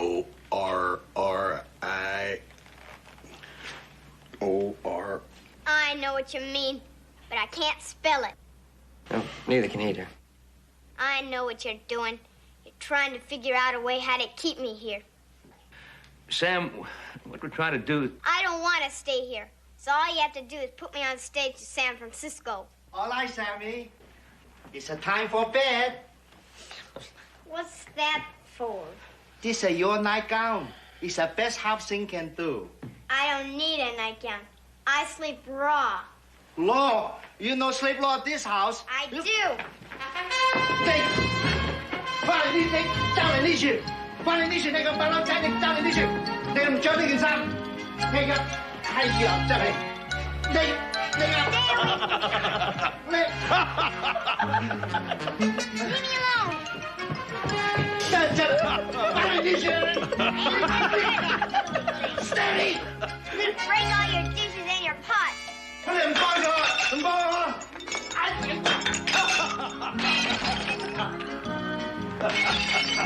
Mr. Cartwright, you the boss. You make her put this on. Look, I'm saying, she went in the kitchen. The kitchen's your responsibility and everything in it. Come on, like a man outside, I won't wear it. Wait, I won't. Mr. Cartwright, the finally box out.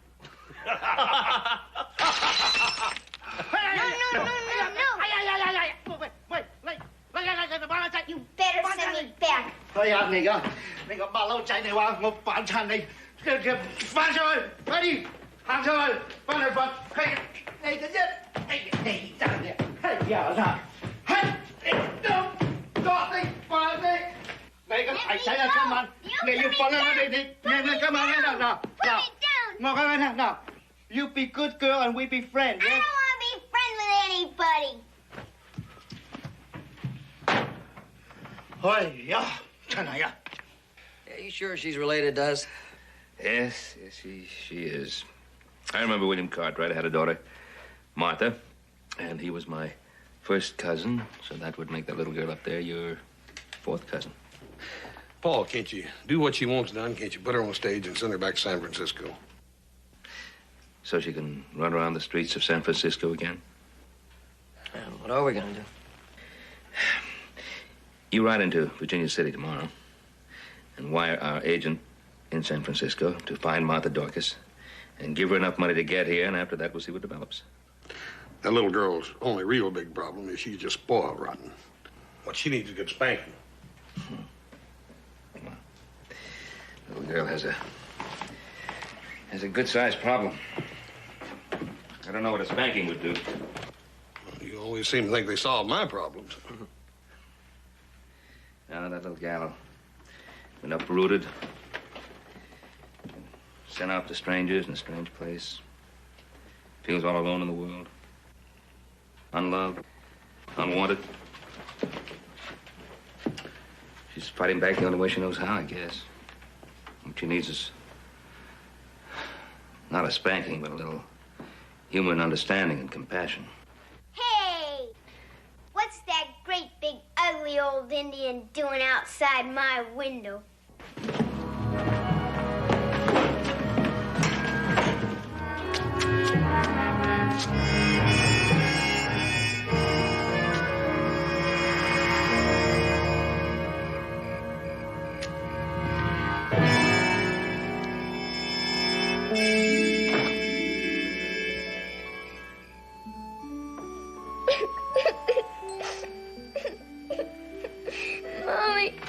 Mommy, I want my mommy.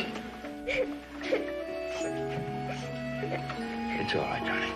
It's all right. Papa, you did come. You did come back.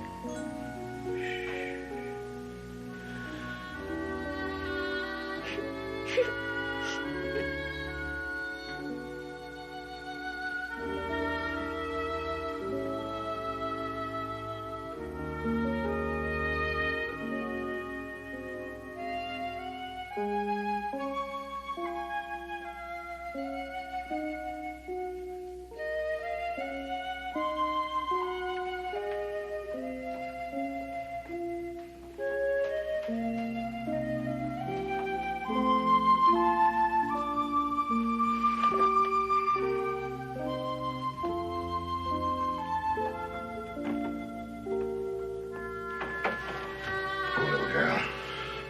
are you gonna do with those?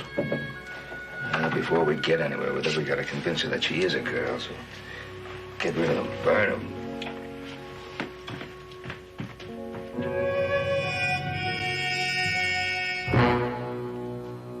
Hey, where is everybody? I want my duds back.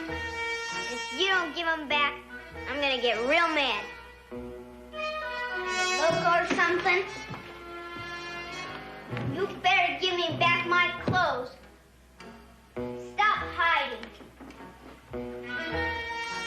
Come on out. And if you don't come out, I'm gonna start breaking things and punching holes in the floor.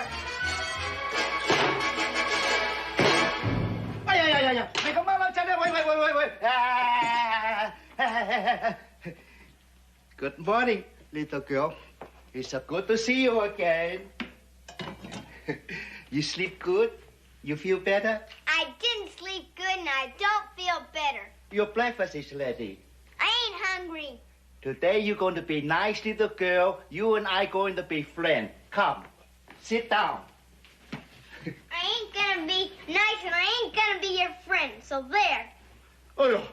I want my clothes back. Oh, they all go into town. They come back with new clothes, more better for little girl. I know you, little boy. I know, little boy. Sit down, eat your breakfast. You can't make me eat. I'm going upstairs and I'm gonna stay in my bedroom until I get my clothes back. It's all right. You suit yourself. When you're hungry, you call me. 真係啊，你個馬騮仔，你玩嚟。I'll start myself blue.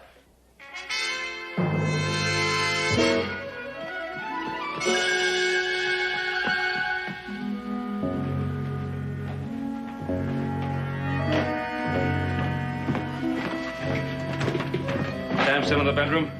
He plenty mad.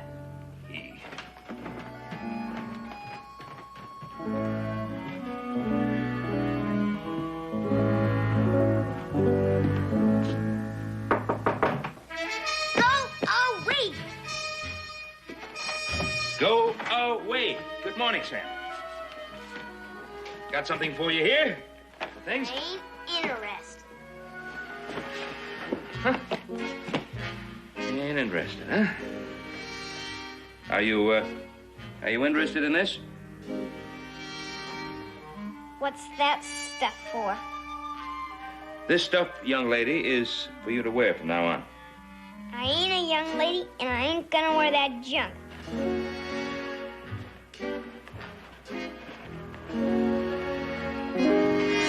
You give me back my own clothes. Well, I'm afraid I just can't do that. You see, your clothes have been burned. You had no right to.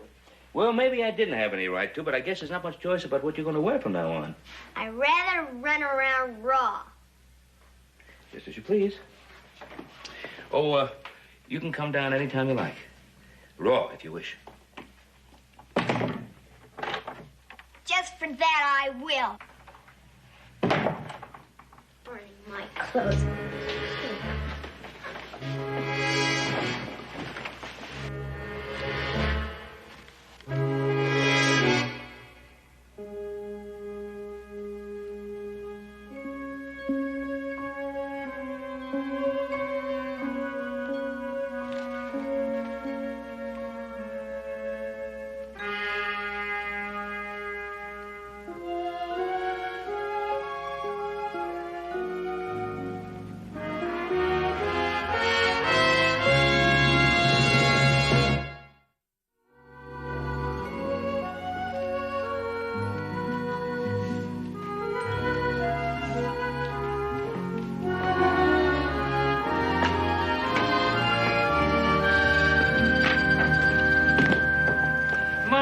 Goodness. Riley. No horse. I knew a little fella who looked like that, but this is a girl.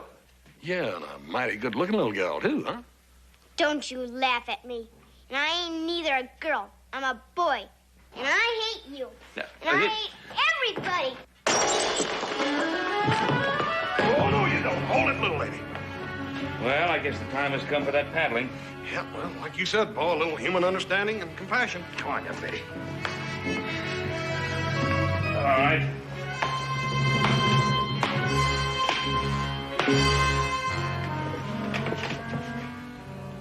It didn't hurt much. And you didn't make me cry. It took two of you great big men to beat up on one poor little girl.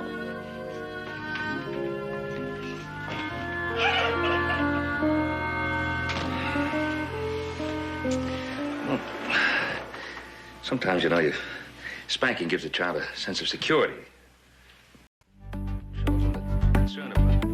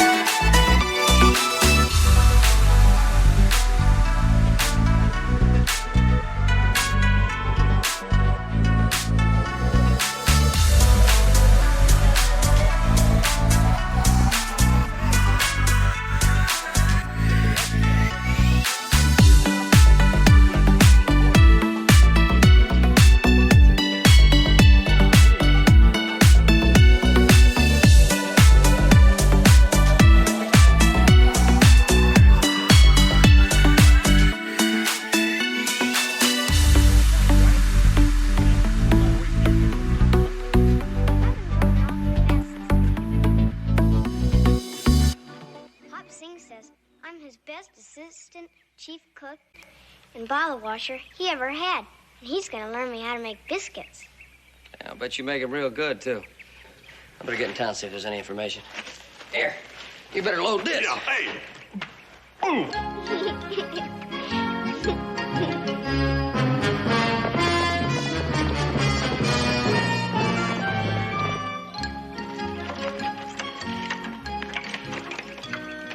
Hi. Hi. Don't stand too close to this. You want me to go away? Mm-mm. Just don't stand too close. This is dangerous. I don't like you. I don't like you either. I like Hoss. When I grow up, I'm gonna marry him. You are, huh? Little Joe, too. Both of them, huh?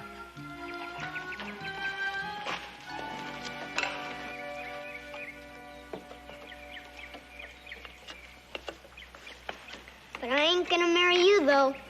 That's a deal.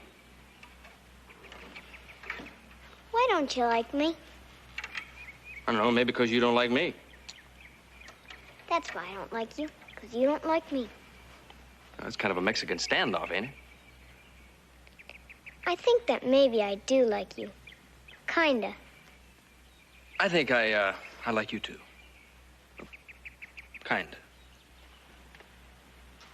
Shake. Shake.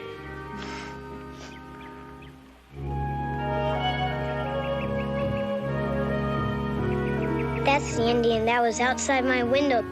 Just don't you go wandering off by yourself. You understand?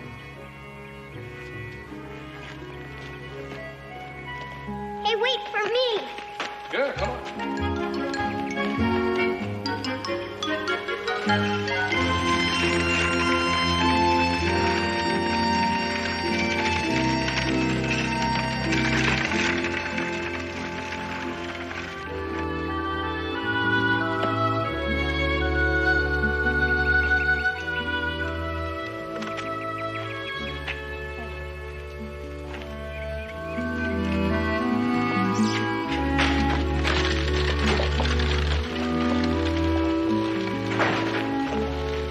Who you, Missy? I'm Martha Dorcas. Oh, Sammy Mama. Yeah. Mr. Cartwright, he out in the back. I go tell him you here. You come in, please. Thank you. Is my daughter all right? Oh, she just fine. She out riding in the wagon with the boy. Come in, please. Come in.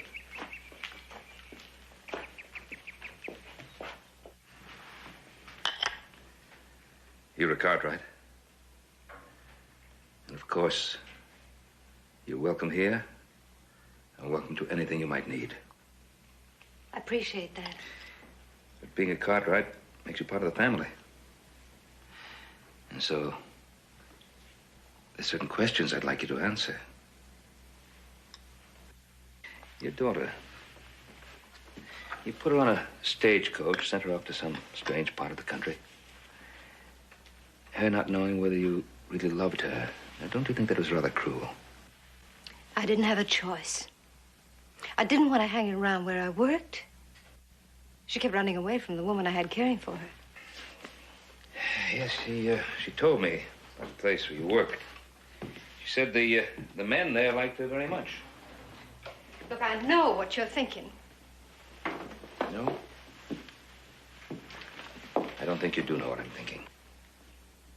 Well, then I apologize. Look, I worked in a saloon. I waited tables and I sang. That's all I did. Mm-hmm. Why didn't you come to me sooner? I'm a Cartwright, too. Would you go to someone you didn't even know for help? What about your husband? Will? Tell me about him. He was sick drunk when I met him. He gambled away his money. He had no place to go. I took him in, I cared for him, and I loved him. Maybe it was gratitude on his part, I don't know. But anyway, he said he loved me and he married me. And then he told me he had a wonderful surprise for me. He told me that his father was rich, had a big ranch across the bay from San Francisco. We were going to live there. He was going to straighten out, no more drinking, no more gambling. And he meant it. But by the time we got to the ranch, Calvin Dorcas had heard about me. He thought I was... Well, you know what he thought. He met us at the front door. He didn't even ask us in. No man in the saloon where I worked ever talked to me the way he did or looked at me the way he did. Your husband, how did he react to that? Will stood up for me that time. He said he didn't need Calvin Dorcas or his money. He was going to stand up on his own 2 feet and be his own man. And he tried for a while. He failed? He fell back into his old ways until I got pregnant. Then he tried again. And failed again. You know what? He wanted a son. He knew that his daddy wanted a grandson. And then Samantha came along, and he began drinking again.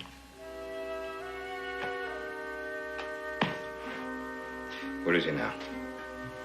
I don't know. How you doing, Pa? Joseph? This is Samantha's mother, Mrs. Dorcas, my son, Joseph. Pleasure to meet you. There was a man in Virginia City asking about you, a fellow named Calvin Dorcas.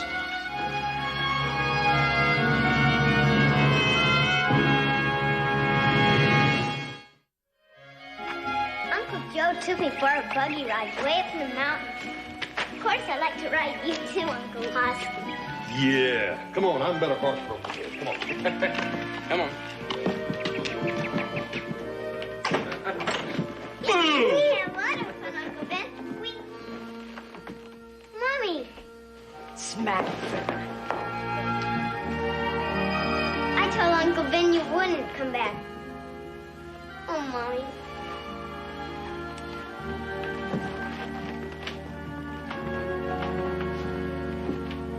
You aren't gonna take me away, are you? I like it here. And they like me. And they're the only friends I got. I won't go. I won't. And you can't make me. I'm gonna stay here and be assistant chief cook and bottle washer.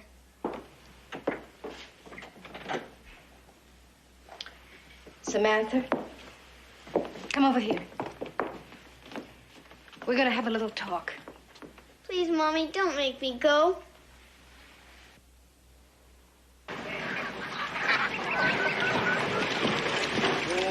Whoa! Daddy ain't never coming back, is he? I don't think so. Go to your room. Why? Don't ask. Just go to your room. Thought you'd get away with it, did you? So that's Samantha. She don't look like a Dorcas. Mr. Dorcas, things have changed. Ain't got time to talk now. Come on, you. Who is this nasty old man? I'm your grandfather, Calvin Dorcas. And you're a Dorcas, too, and you're coming with me, young lady, whether you like it or not. I ain't a Dorcas. I'm a Cartwright. We'll soon fix that. Come on. Come on. Hey, come back here, you. I said come back here. Get out of my way. Sir? Wait a minute. Please, just a moment. Now, who are you? Who are you? I'm Ben Cartwright. I own this house now. What are you doing here? I'm Calvin Dorcas, and I've come here to get my granddaughter. I got a court order giving her into my custody. And don't you dare try to tell me it ain't legal. I had it confirmed here in Virginia City by Judge Davis. Mr. Dorcas, I want to say something to you. Things have changed. I'm going to try and open a little dress shop here. Oh, you've changed your line of work, huh? Well, that's a joke. I know you better. You're a saloon girl, consorting with every manner of drunken bum. Wait a minute. That's enough of that. Look, you can talk yourself blue in the face, Cartwright, but I still ain't gonna leave my granddaughter with that woman. What have I ever done to you? You took my son from me. The only thing I had left to live for. You dragged him down into the gutter with you. He tried to come home. You're the one who shut the door in his face. Because he had you with him, with the smell of the saloon on you and the mark of who knows how many men on you. Mr. Dorcas, I'd warned you about using that kind of talk. Now, will you stop it and take your hat off when you're talking to a woman? Now, you shut up and listen to me. Me? Shut up, you. Yes, you listen to me. Now, Martha didn't drag your son into the gutter. The gutter is where she found him. Your son, from everything I hear about him, is a spineless creature. I dare because I knows the truth. He didn't have the guts to accept responsibility, so he ran away. Now, why he didn't have the guts, I don't know. Maybe that's the way he was born, although I doubt it. But I'm just a little tired of hearing you tell the mother of his child that she's responsible for everything that happened to him. Mr. Cartwright. Sammy gone. She run away. She went up to her room.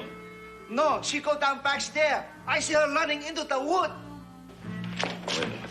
You stay here. And don't worry. We'll find her.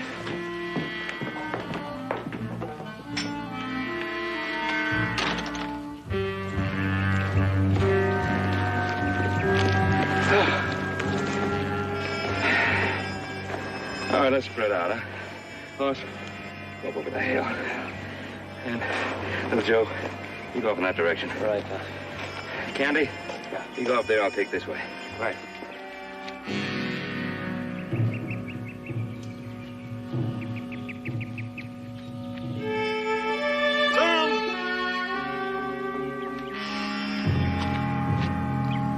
Bonanza!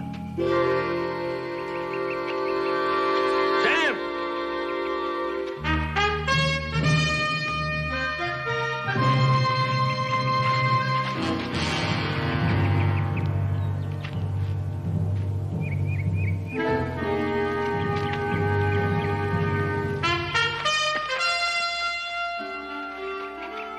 No, no sign.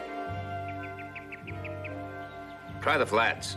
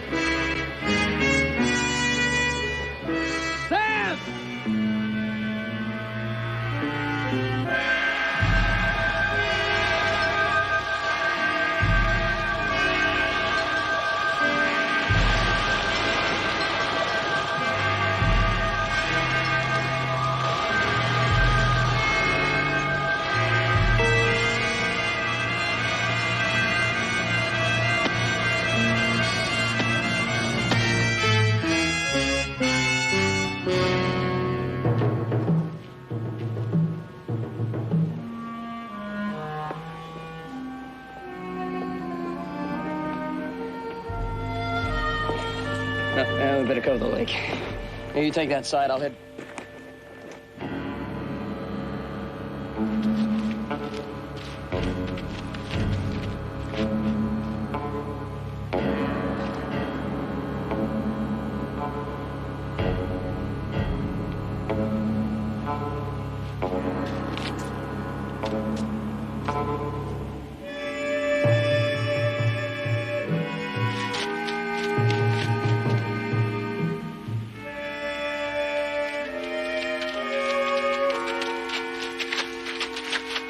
Sam, are you all right? The Indian, a nice man. I'm sleepy.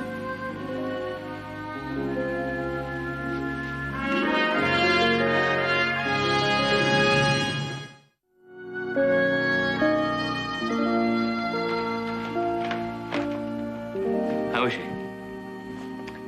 She's fine. Fast asleep.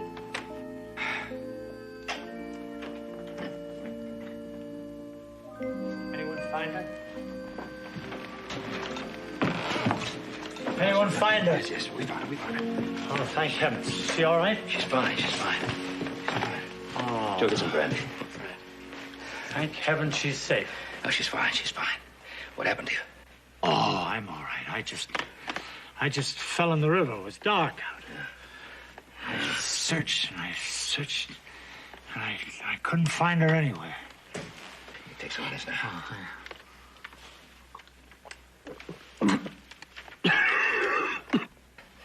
Let's get him upstairs. He's all wet. Get him out of these clothes. You sure she's all right? She's fine. Come on.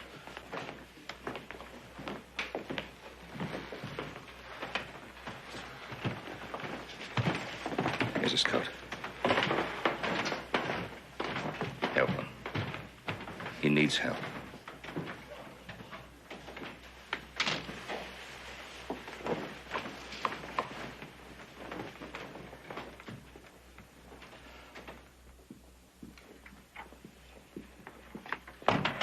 How is he? Sound asleep. He's a very sick man. Maybe he get chest sickness. Oh? He get very wet, very cold. Pretty silly running around like that at his age. Little girl is worth running around for. She is a granddaughter. The first time he's ever acted like it. Man change. Everybody change. I suppose so. Man try so hard for granddaughter. It's not all bad.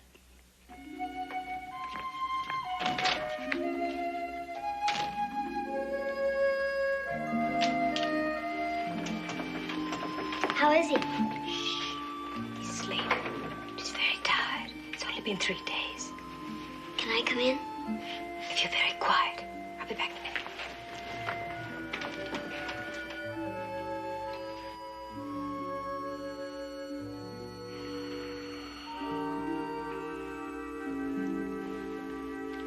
Samantha? I know where I am, but what day is it? Tuesday. You've been awfully sick for 3 days. You don't have to tell me. I know I've been sick. Still don't feel good, huh? I can hear the flutter of black wings. I think I'm gonna die. No, you aren't. Don't you argue with me. I ought to know. Anyway, what do you care if I do die? You called me a nasty old man now, didn't you? That's what you were. Oh, you think so, eh? Well, a fine granddaughter you turned out to be. Fine grandfather you are. Well, I wouldn't be lying here now on my deathbed if you hadn't run off, now, would I? Well, I wouldn't have run off if you hadn't have come here to take me away. I was only gonna do it for your own good. What else you got against me? You said very mean things to my mother. Well, I suppose I did. Well, you're awake, are you? How you feeling? Everybody wants to know how I feel, and nobody gives a hoot. That's right. Here.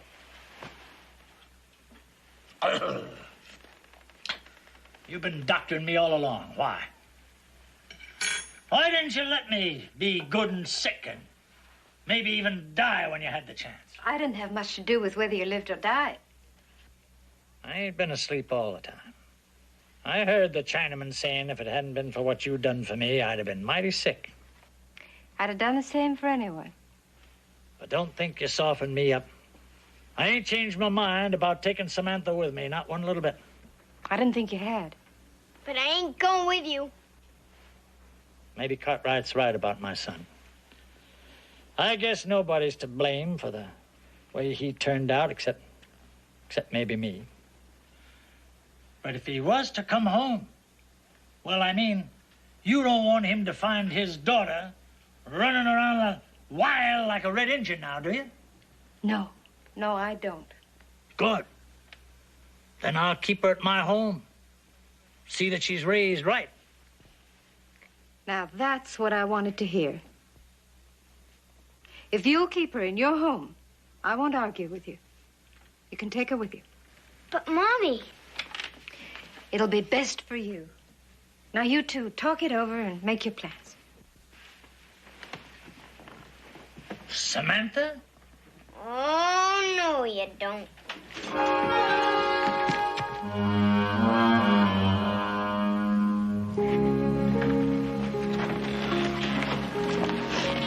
Mommy? Not now, baby. Listen, Mommy. Don't cry.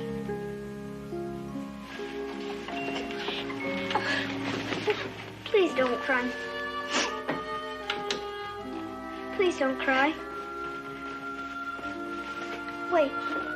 I'll be right back.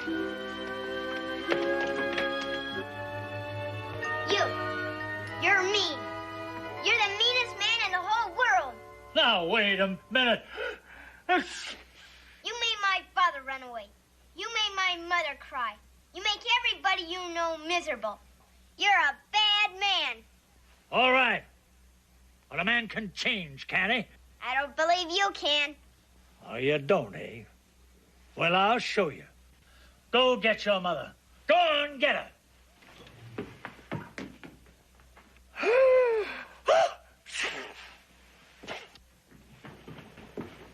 Mommy, come on. All right, what do you have to say to her? Will you come too?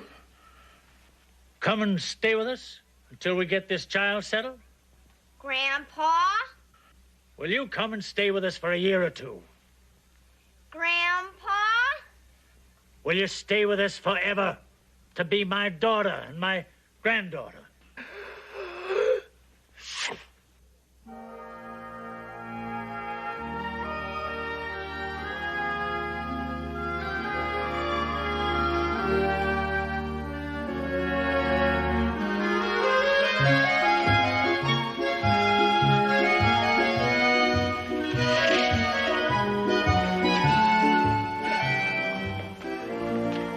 Hey!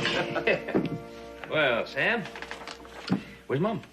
She's upstairs talking to Grandpa. Mommy and me are gonna live with him up in San Francisco.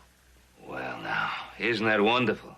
I'm gonna be assistant chief cook and bottle washer on Grandpa's ranch. Oh, Uncle Ben. Oh, come on now. What's the matter, baby, huh? Hey, Sam, What what's the is matter? it? I thought you'd be all happy about that. I am. I'm happy, sad. Grandpa's ranch is a long, long ways off, and I won't see you. I won't see any of you ever again. Hey, I come up to San Francisco all the time. We'll stop in and see you when we're up there.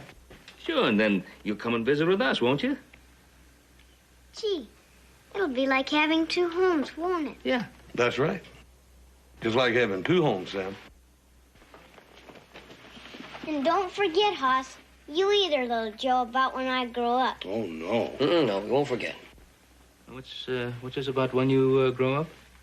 Oh, that's just a little arrangement between Sam and Hoss and myself. Candy, too. Forgot about me. Candy, too? Well, she proposed, I didn't. Oh. We sort of, worked things out. We worked things out. Well,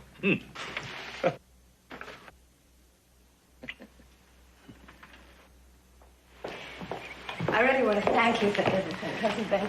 Well, I'm so glad we had a chance to meet after all these years. You keep in touch. I will.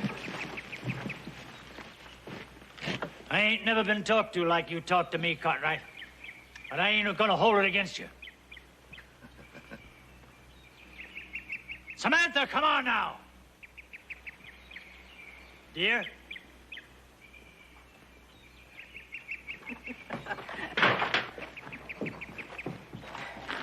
Sam, I guess this is goodbye, sweetie. You take care. Bye, Sam. Sam? And Hop Sing, don't forget about when I grow up.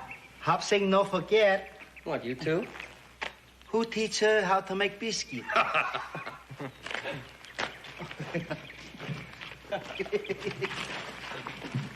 Well, Sam, this is goodbye. Bye, Uncle Ben. Oh, Sam.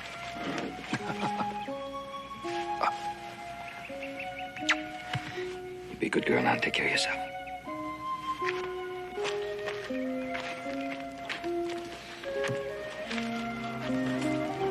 Up you go, Sam. All right. Come on, Sam. Don't forget to write. Hey! Wait. Friend. We want to thank you for bringing back Sam. Yeah. Yeah, we sure do. Sam, my friend. Well, you have many more friends here now. What's your name? My name... Aned Netzinekin Yaban. What? Hey, what? It means... see... more. Well, Seymour, so come on in the house and have some lunch. Come on. Come on.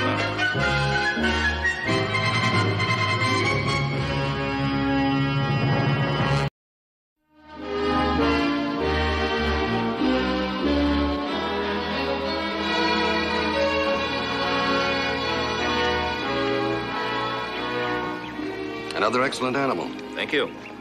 Hardly any point in making a close examination, but the regulations demand it. Well, we'll take him. Top dollar. How many is that? 48. Any Paiute activity down your way? Nope.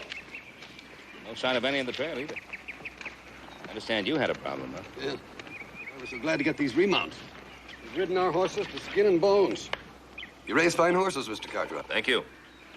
There's a war party operating out of the hills up to the north. Headed by Wahi. Why?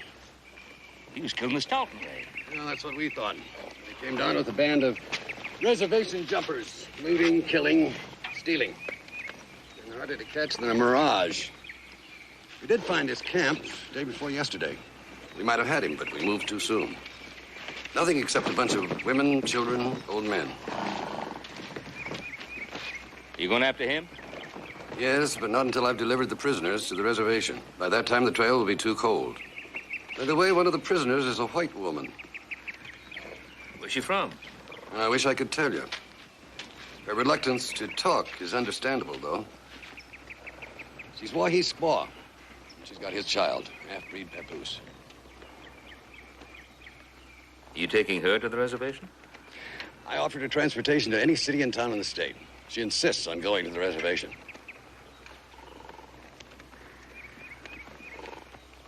You want me to talk to her? I was hoping you'd say that, Mr. Cartwright. Maybe you can get her to tell you more than just her name. What's her name? Calls herself Nem Yope. English translation, she who resists.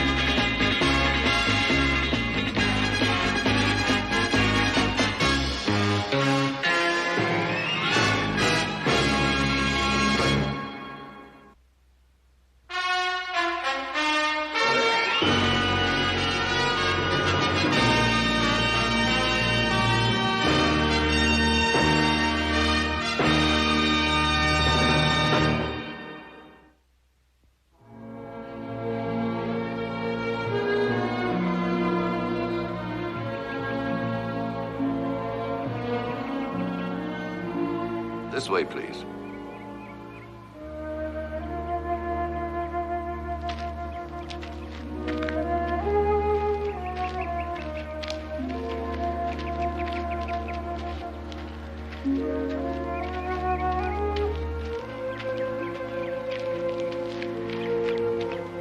Yope, this is Mr. Ben Cartwright. Don't be afraid of me.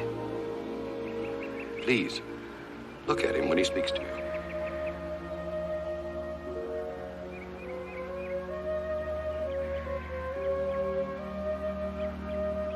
I'd hoped you might know each other. May I speak with her? I have an inspection to make. I'll be back soon.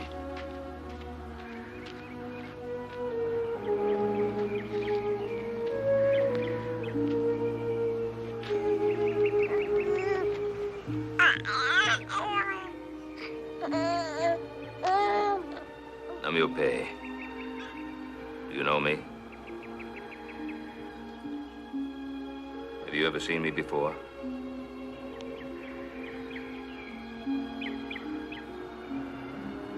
I would like to help you. I hope you believe that. I believe you. I hope so.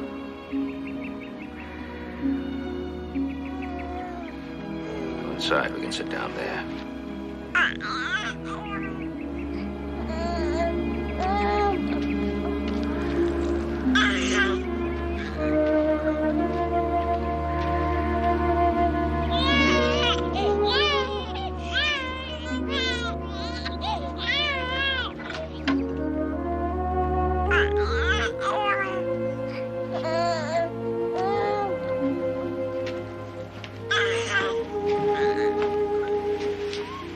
beautiful boy. I live for him.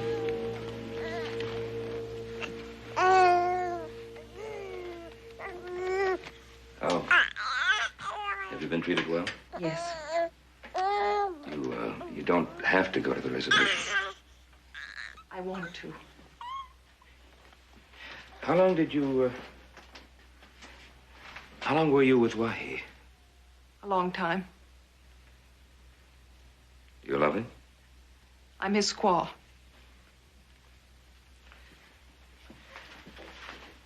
Do you love him? I lived in his teepee. I bore his son. My son. My son is all that matters. Does that answer your question? Well, you know, we're pulling out tomorrow morning. I'd sure like to have you come along with us. I want to go to the reservation with the other squaws. I figured we could take you to Virginia City and help you find your family. You must have someone somewhere. There's no one. You're sure?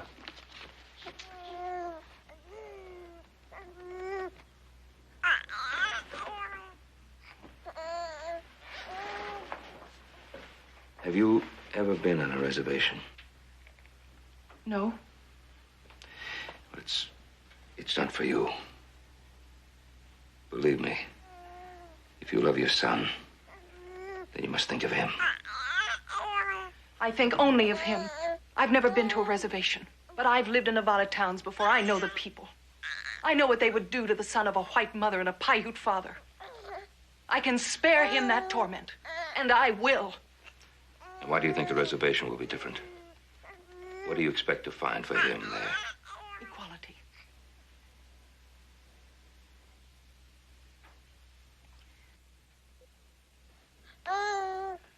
If you don't mind, I'd like to go back to the other squaws. Of course. Will help you? I'd like one more favor. We're having an early supper. Consider it a kindness if you would join us. On one condition. No more questions. No questions.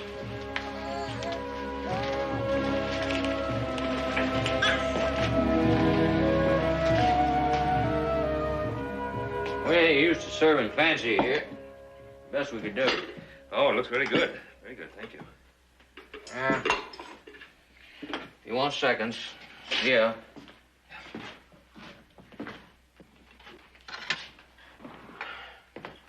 Here's the money for those remounts. Major seemed to be pleased. Oh, yeah.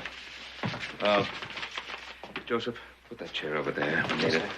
And fellas, let's not have any conversation when she gets here about Wahi or what she's doing here or where she's going. Just want to make her feel like she's among friends. And what's happened to her, it makes no difference at all.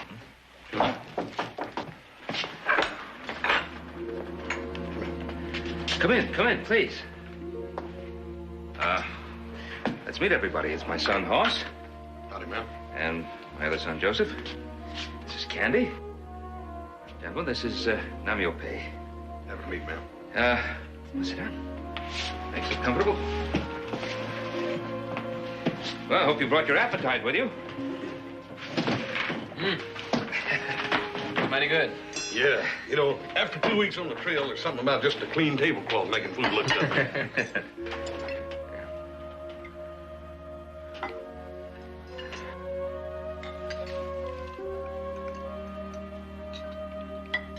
Got some pretty country here.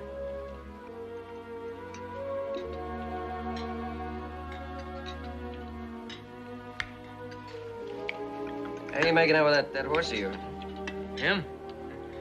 Well, I think it's a tie. He tried to kick me, and I backed him into a thistle.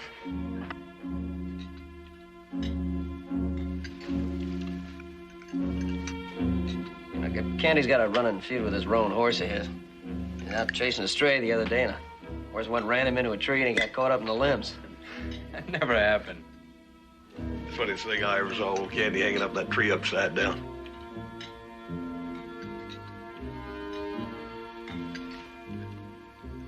I think I'll just get himself another horse.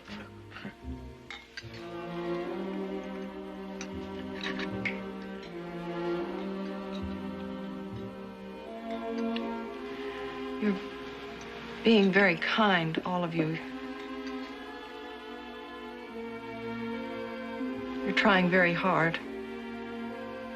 But you're as uncomfortable as I am. Well, sorry. Can't help wondering what it was like, how I lived, what was done to me. You're too polite to ask. There'll be many who won't be. Oh, ma'am, it ain't that bad. We had a lady from Virginia City about 7 or 8 years ago that got captured by the Paiute and stayed with them 2 or 3 years and came back. Did she have a baby? A half-breed baby?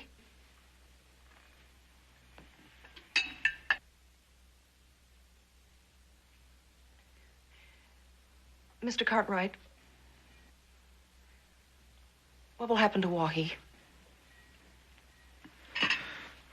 Well, if he surrenders... He'll never surrender. Well, if he's captured, then he'll be brought to trial before an army court, and if he's found guilty, he'll have to pay the full penalty. Death. By hanging.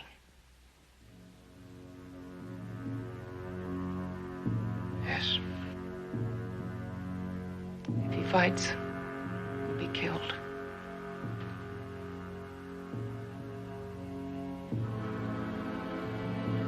I had to know.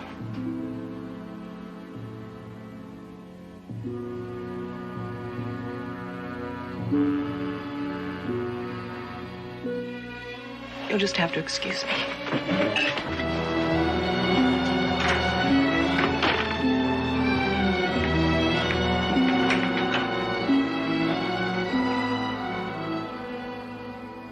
Alicia?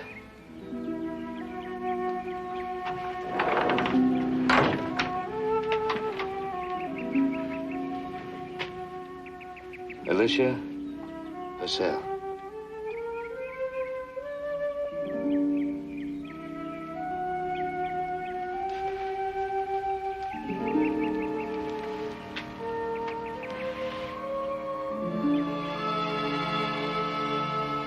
You knew me all the time. Almost from the first moment. 4 years ago, White Fork Crossing, your husband was a cattle buyer there before the raid. Why didn't you say so? Oh, let me alone.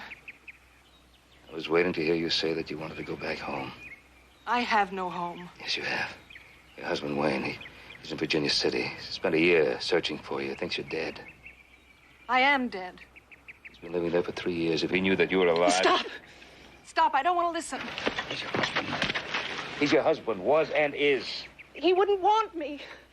He thinks I'm dead. Let him go on thinking that. What about your child? What do you want for your child? Everything. Everything. Yet you would take him to a reservation. To face a life of misery and hopelessness. There'll be no equality for your son there. Not for boys, neither white nor Indian. Only rejection.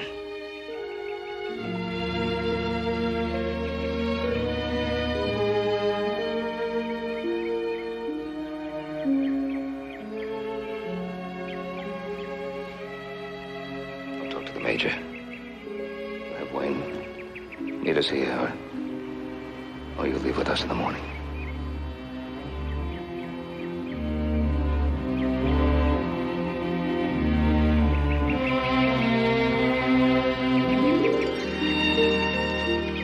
Got plenty of blankets here on the buckboard, ma'am. We can make a bed for the baby. I'd rather hold it. Anything you say, ma'am.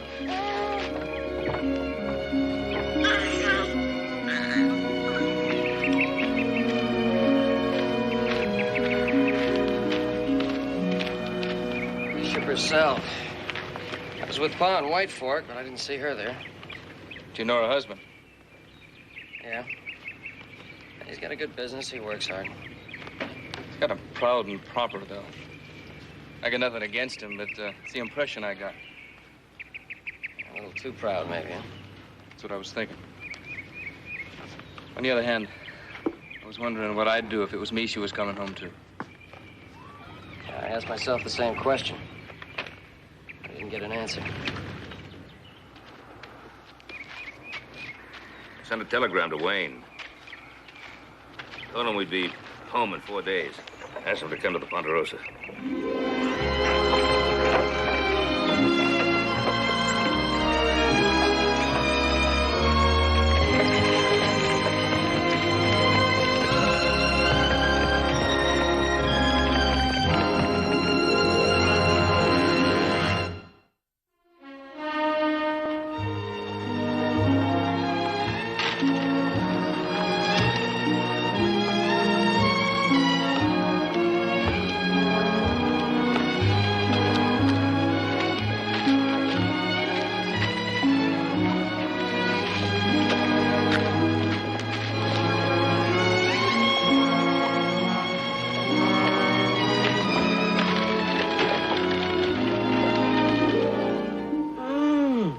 Look at all that spoon. That's a good spoon. Said I want some food on my spoon. You want some food on your spoon? You want some food on that spoon? Huh? Look at the strength on that spoon. Eat that thing.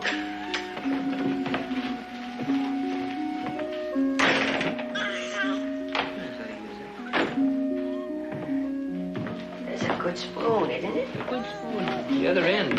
You could eat off this end of the spoon. The other end. Hi, buddy. Happy little guy, ain't he? Oh, he sure is. Didn't cry no more than 2 or 3 times on the trail. What are you talking about? I didn't cry but once. I was closer to him than you were.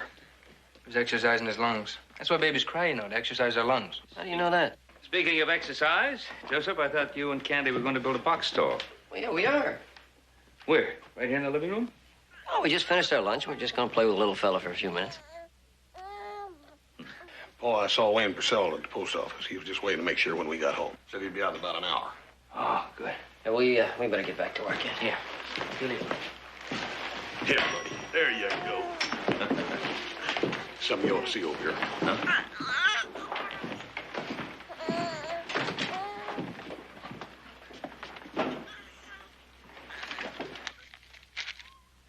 Like the major said, they headed northeast. They hit a ranch on Miller Creek. 200 miles from here. Sure moving fast. Yeah, they had to. Troop of cavalry on their trail.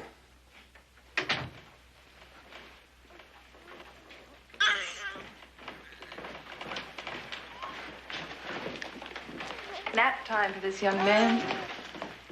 He's a mighty pretty little guy.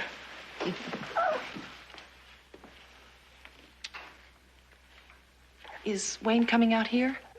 Oh, yes. I meant to tell you, Hans just brought the message. He'll be here within the hour.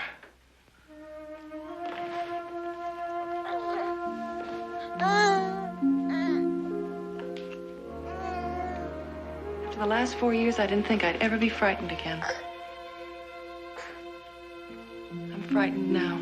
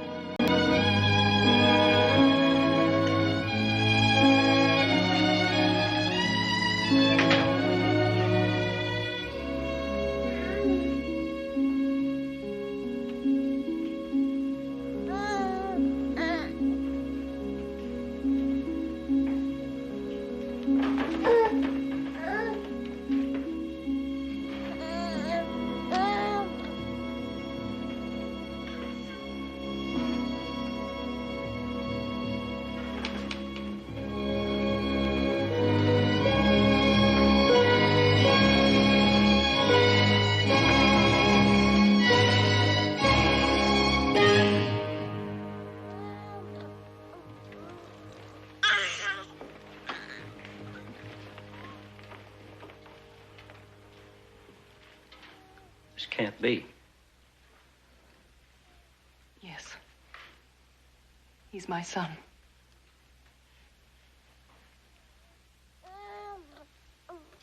Paiute.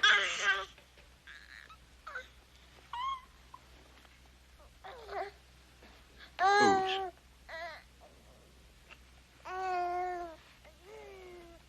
Or do you know? Yes, I know. It's Wauhees. I was his prisoner. His squaw.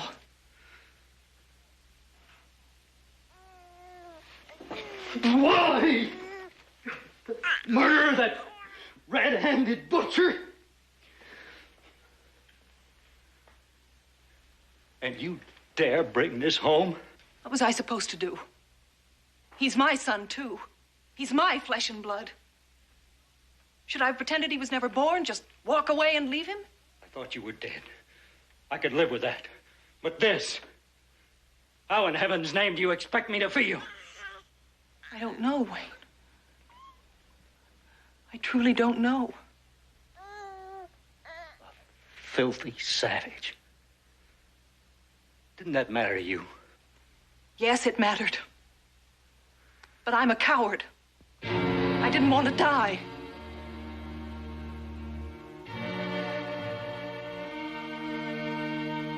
Coward. No. There's another name for a woman like you.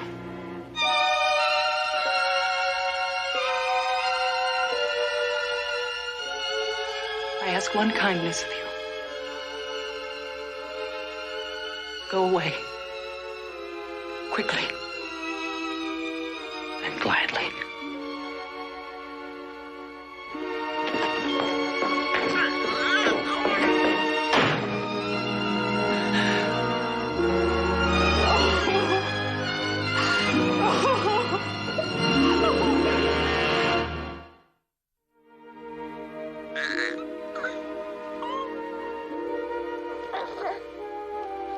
Cousin in Omaha. What do you expect to find in Omaha? A home for myself and my son. Suppose your cousin feels the same way your husband did. Mr. Cartwright, it's none of your business. I took your advice once. I don't need or want any more of it. You're right. No more advice.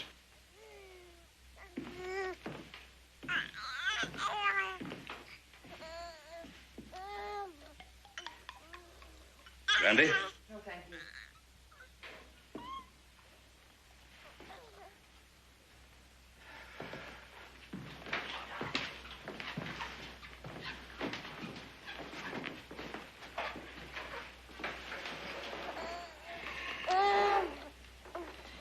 You're angry. You've been hurt badly. I told you what would happen, and I was right. Yes. And I was wrong. I should have prepared, Wayne. But since I brought you here, I'd sure like to know what happens when you leave. If my cousin won't have us, we'll go to the reservation.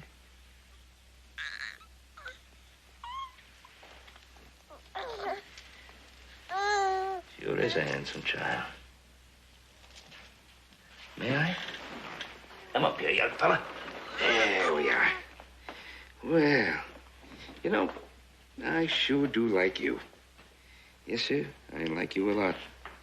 You know what that means? No, how could you? You don't know the meaning of the word like, or love, or hate, or any of those things. It just sounds as far as you're concerned. You're too young to understand them. Yes, and you're too young to know that right now people hate you because of the accident of your birth. But you're not too young to understand that, are you? You're willing to hide him or take him to the reservation. To protect him, yes. Protect him or yourself. Tell me, is it because that you're so worried about what people think about you that you want to hide him? You're even willing to hide yourself? Why hide? There's a simple solution. More advice, Mr. Cartwright? Yes. There's a good orphanage near Sacramento run by the Catholic Sisters. They'd love to have a child like this. Why don't I have Joseph hitch up a team to the buggy? Then you can take him there tonight. And that way there'd be no child, no problem. Simple solution. Oh, damn you, Ben Cartwright. If you think for 1 minute... Oh, yes, you're willing to fight for him, are you? Good. And why run? Why not fight right here in Virginia City?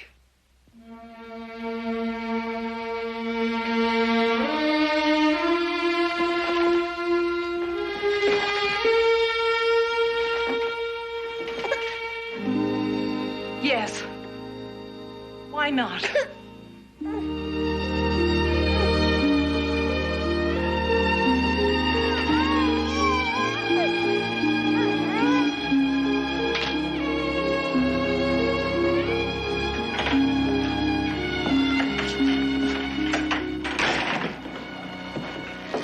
I was out on the porch the last 5 or 10 minutes. Got a little loud in here. Yes, I guess it did. Now, what happens now? I wish I knew.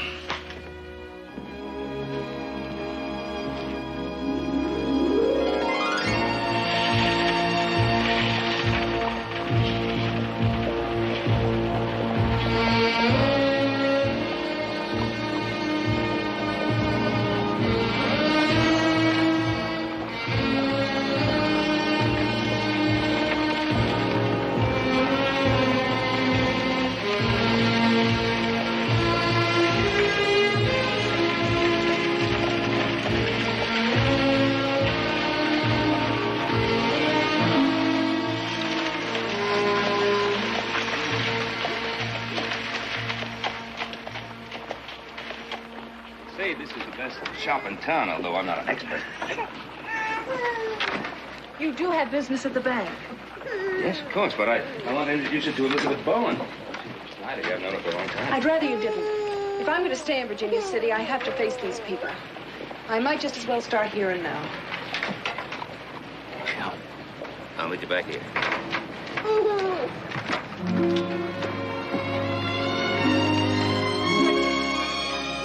But I like the neckline is so good. Yes, but what about this? I'll be with you in a minute, huh? I'm in no hurry. Look, then there's the waistline.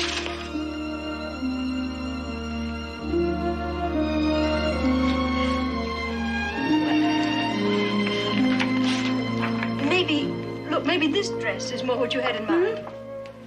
Oh, yes, this is attractive. This is very attractive.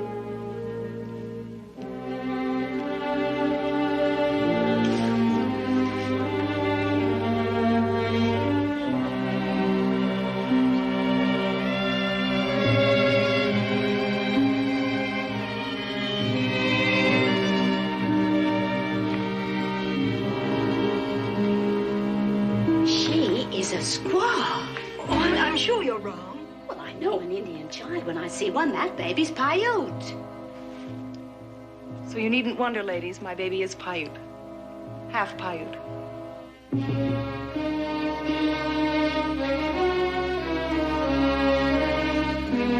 This is lovely. Oh, yes. It's pure silk. The very finest quality. And just the color I've been looking for.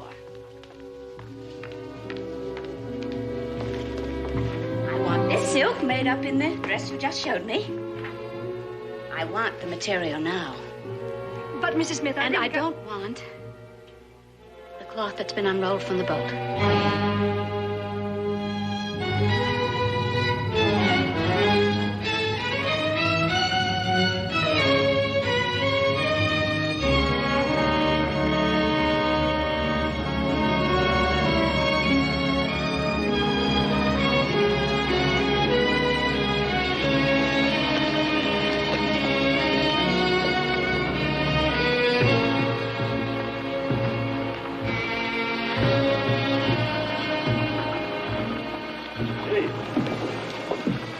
You know something? You're as pretty as a $40 filly. Now, on account of you're so pretty, old Hake's gonna buy you a drink. Come on. Let me go. Oh, come on. Now, don't get mad. I'm trying to be nice.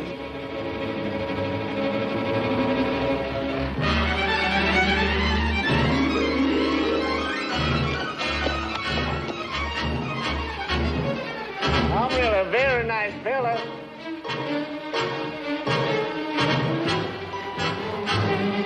Oh, come on, we can have a lot of fun together.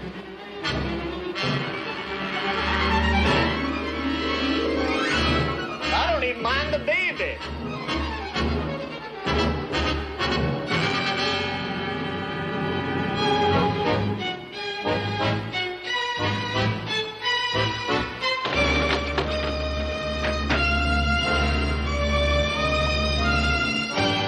you're too good for me, huh?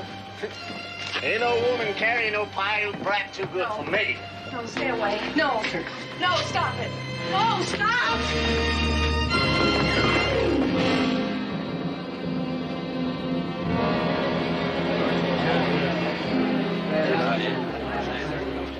Up you go. Candy, I want you to take Alicia and her son back to the Ponderosa.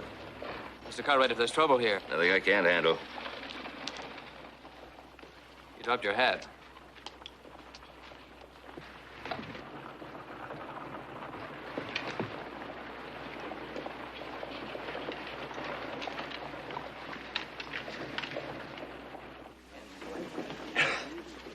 Well, I never even seen Cartwright till after I was down.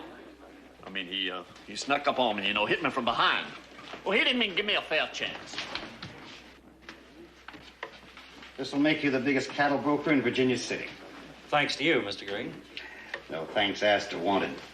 You've earned it. Carrying a Paiute kid, ain't she? Well, she ain't no better than a Paiute. I don't care what Ben Cartwright says. And I'll tell him so right to his face. Do that.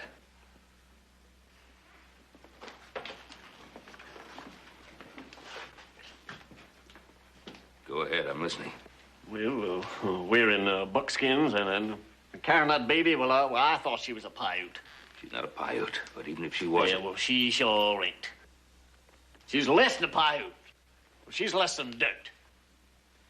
Miss Purcell is a guest in my house. If you raise your voice to her or try to touch her, I'll see to it that you're put in jail. Yeah, well, there ain't no law against talking to the likes of her. There's a law protects women on the street. I'll see to it that it's enforced. Decent women, yes. But not trash. One more thing, Hake. Not only would you go to jail, but it'll take some while for you to recover your health before you're able to stand trial. That's a promise. You were saying? No, better than she should be. We can all see that. Can we? Now, suppose it had been your wife that was taken prisoner. What would you want her to do? Kill herself? Mr. Barry? You've got a sister? You love her very much. I suppose she'd been taken prisoner. How would you treat her when she came back? I don't know. You don't know. You know, Mr. Rogers, you have two beautiful daughters. Suppose it happened to one of them, and she had the strength and the courage to survive. Now, what would you do when your friends and neighbors turned their backs on her? That ain't ever going to happen to my daughters. Ain't never going to happen to your daughters. That's what everybody thinks. That's what everybody likes to think. It'll never happen to one of theirs. Well, it's happened before. And it could happen again.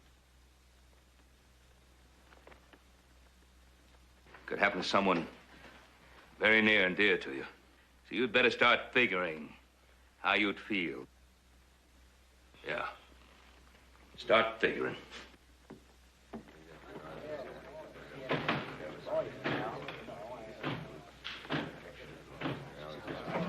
It's been a good day.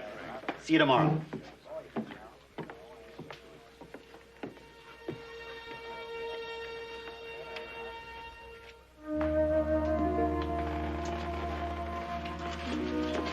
I waited until your sons were gone. There's something I have to tell you.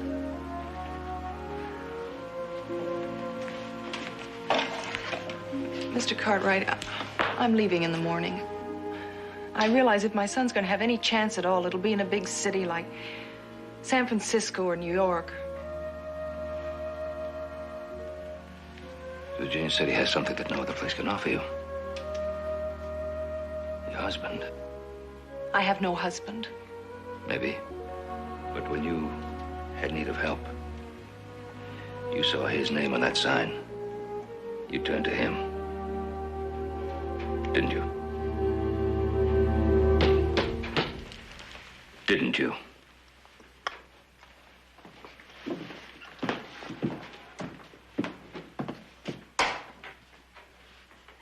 Well, Mrs. Fletcher. Good evening, Mr. Mr. Good evening, Mrs. Smith. Come in, please. Nice to see you. Come in. You know Mrs. Purcell? Please, come Yes. sit down. Oh, no. We are here to, well, to speak for the Virginia City Women's Club. We were very distressed over what happened today. Yes, that was very distressing. But ladies, please sit down. Oh, thank you. But we were afraid that something similar, perhaps worse, might happen again. Yes. To prevent that, to help you and your child, we've taken up a collection.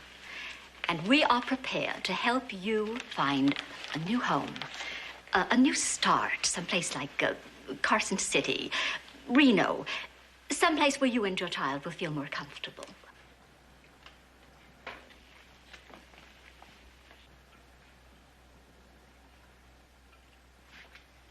Thank you, ladies.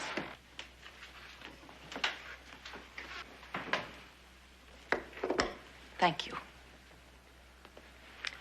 Your kindness is overwhelming. The truth is you want to get rid of us. That's the truth, isn't it? You hate me, you hate my child so much that you're willing to pay to get us out of sight. That is well, it won't work. absurd. We're not dirt. We won't be swept away. The only way you can help us now is to let us alone. Now get out, both of you. Get out!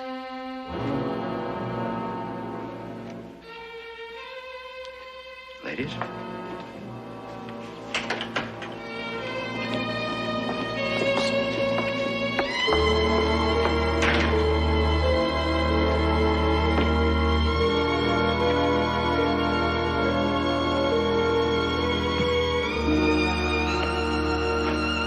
I shouldn't have done that. I thought you did very well. I think I'm gonna cry.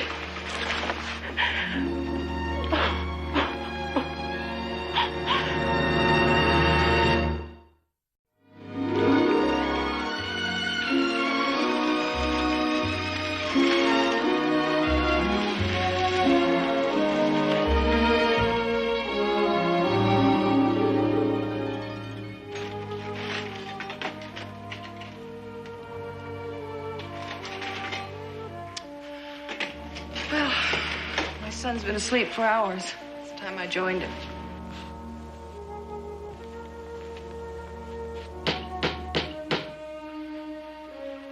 Busy place tonight.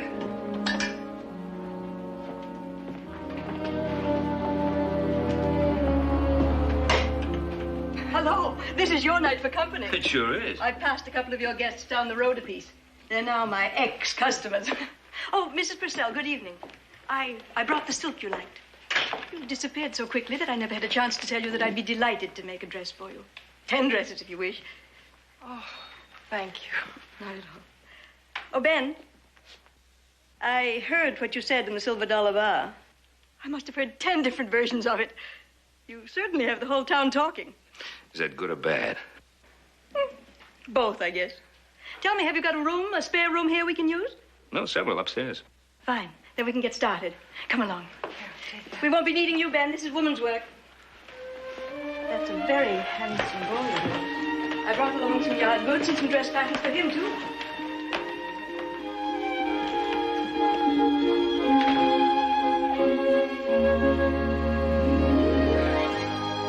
Beautiful. Absolutely beautiful. No, it's easy with a pretty customer. Hey, now she's blushing. I think it makes her even prettier. You had me crying again. Stop it. You've been so kind, all of you. Could I ask one more favor? Name it. Tomorrow's Sunday. I'd love to go to church.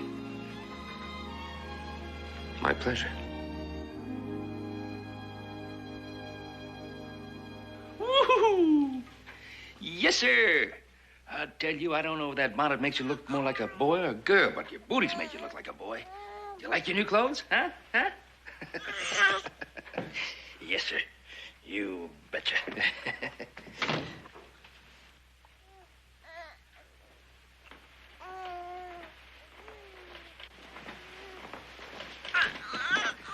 Well, you know, you're a remarkable woman. You're not only beautiful, but you're on time. Thank you, sir.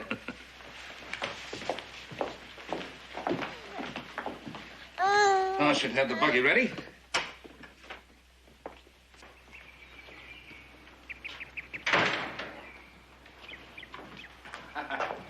Correction, he brought the Surrey.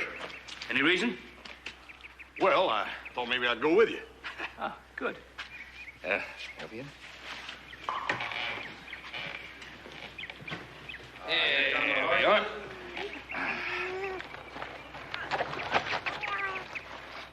So you go to church, too? Yeah, we thought we would. All right.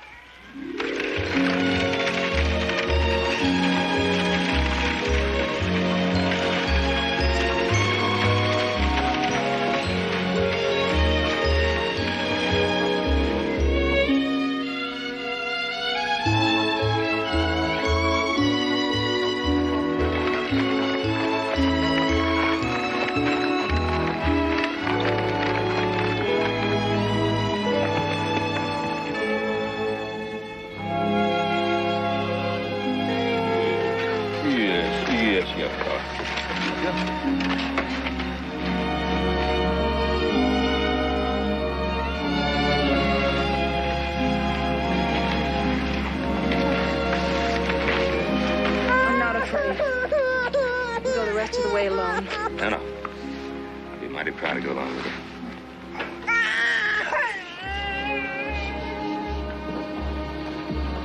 Alicia!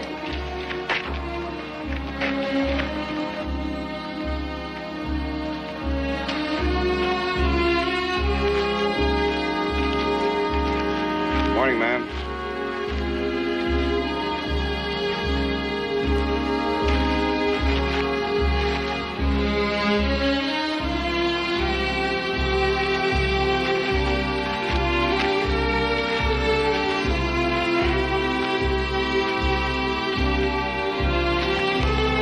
Good morning, Mrs. Purcell. Morning.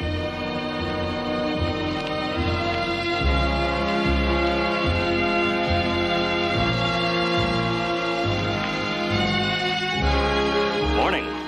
Nice to see you both. Mrs. Purcell, Mr. Cartwright. Morning. Squall! Dirty engine squall!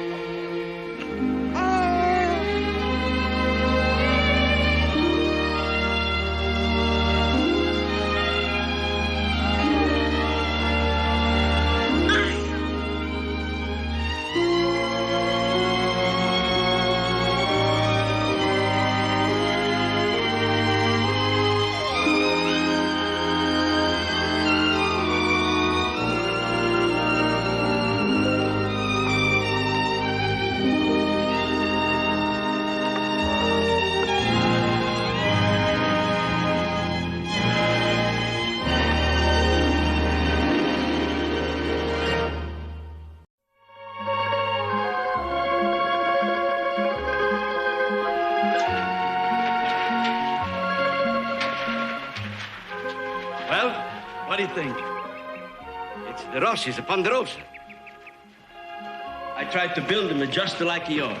It's not so big and not so grandiose, but it's still a nice house. Joe, it's a fine house. Fine. Yeah. And the clothes, they're not so much Italiano. You look like a regular cowboy. That's nice. Gina, how are you? Nice to see you. How are you? This is Candy. Candy, this is Gina. Well, hey, everybody, come on, sit down. I want you to taste the wine. Good, good. Oh, I got a finish. I want you all to taste the Vino de Ponderosa, which I name for my friend Ben Cartwright's ranch. With your permission. Oh, of course. Thank you very much. Drink to that. Vino de Ponderosa, huh? Well, I'm not to finish. Now, the second reason I ask you is to tell you that when I live in Italy, I work at the land. The land is not mine. The barone who owned the land, he come to me, say, Giorgio, someday you're going to be my best man. Giorgio Rossi said, nobody else is a man. I think all the time, inside, I think someday I go to America. I get my own land. I think, io sono americano, onorario. That means I'm an honorary Americano. I think all the time, America. I dream America. Then, 5 years ago today, I become American citizen. Ah. Now you can make applause. It's a celebration then. Yeah. Here. I'm still not to finish. To me, the wine is like a mirror of America's heart. I look inside and I see the faces of many friends. I see much hard work and the sorrow, but I also see the future for the world. I see freedom for everybody and trust. And now I come to another reason why I ask you here. Now I return to the trust which my friend Ben Cartwright gave to me when he lent me money for buy the wine press. Hey, is the United States money good in any bank? Thank you. Cheers. I'm not finished. And now, I want to tell you that this is only the beginning for Giorgio Rossi and the son. We're going to make a wine everybody in the whole world are going to know about the Vino de Ponderosa. Well, we'll drink to that. Now we can drink because I finish. I sit down. Giorgio, there's nothing I can add to what you've already said, except to say that we're all very happy and proud that you're not only a neighbor, but a friend. Cheers. I'll drink to that. Yeah, I drink to that too.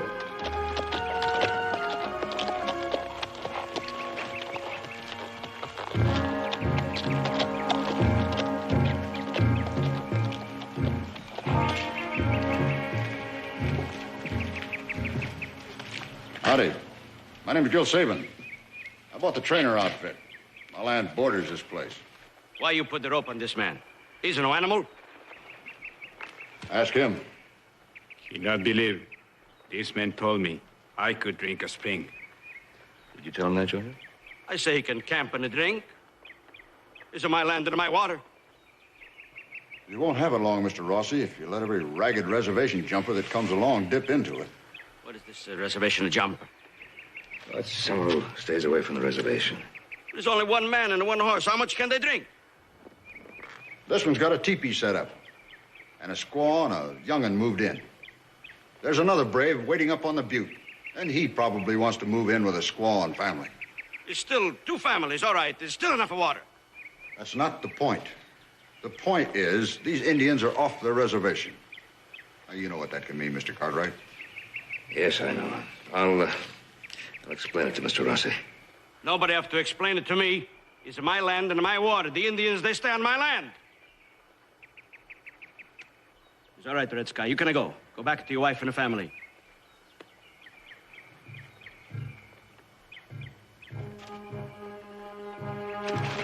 You stay on the land. Drink the water. And you don't make trouble. I'm a United States citizen. I know my rights. You know who's going to get off of my land? You!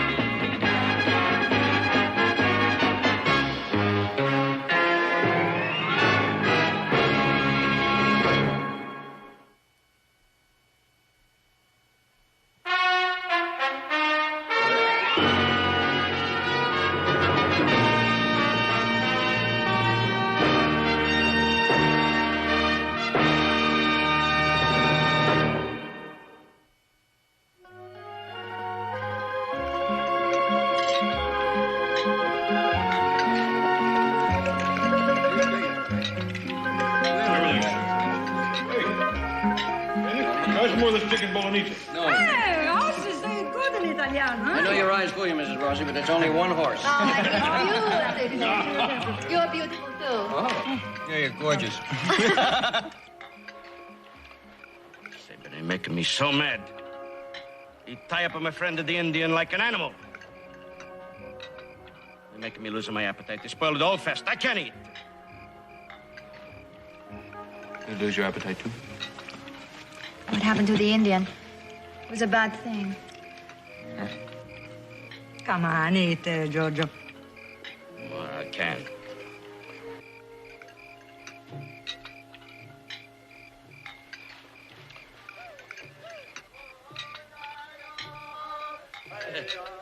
Listen to the Indians, how they sing. They're very happy, huh? Make me very happy, too. I got a single for you. Libiamo, libiamo, libiamo. La la la la la la la la la la la la la la la la la. Again, thank you so much, and I like the house very much. Excuse my George, Emma. You know how it is. Candy? Yeah. Don't stick around too long. Make a test yourself. I'll be right along. Thank you, Andy. Good night, Hoss. Good night, Joe.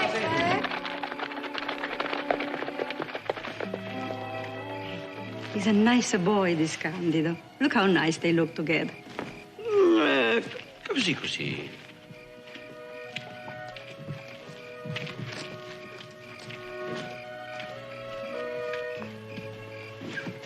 You know, I think it's time Regina get married. Oh, que fa? What for? What's a hurry? Sorry. Why? Well, I don't know. You talk fine when you talk about horses and cows and Indians. If you like me, it's no reason to be sorry. Well, it's just that you're different. From a horse or a cow? Yeah, that's for sure. Do you know our Italian custom? No. We don't take our feelings lightly. Neither do I, Regina.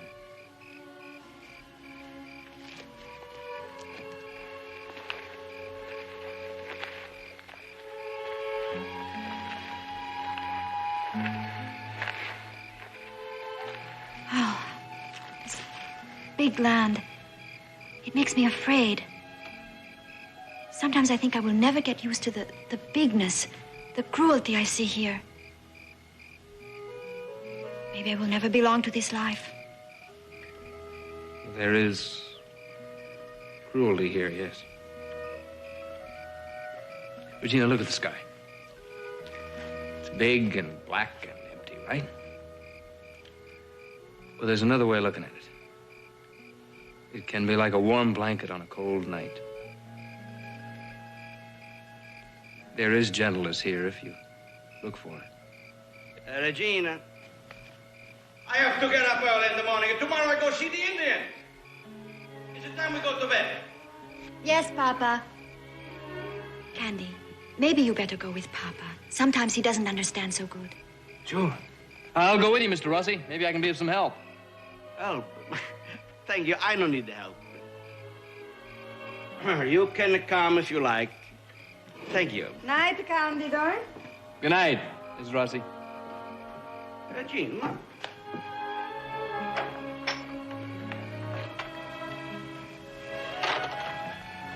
Good night. Good night.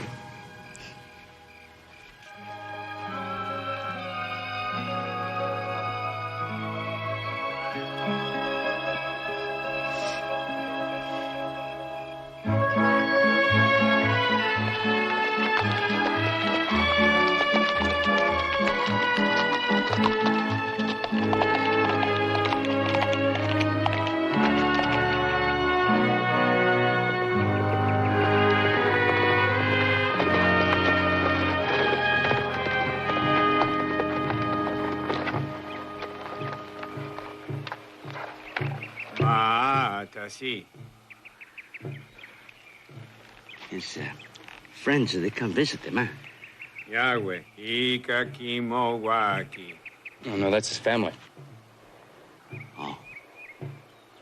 Yahweh, Iwawa Paki. What'd he say? That guy prays to the great spirit of the sea, land, and sky. Yahweh, Jesse, Welo Laki. To send gentle winds and rains that fall softly. It's beautiful.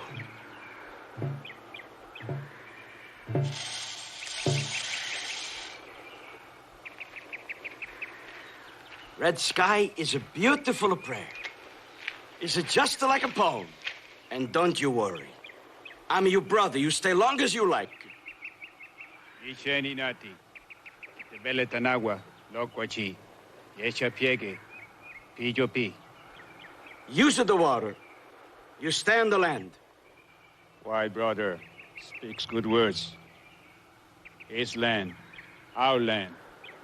That's right. United States a big country. There's a plenty of land for everybody. Tihaya Chimabe, Kikonena. Now, what's he say? He says your kindness will become a legend. Huh? Kikonena. Well, what is that? He's given you an Indian name. What he call me? White man who gave us the land.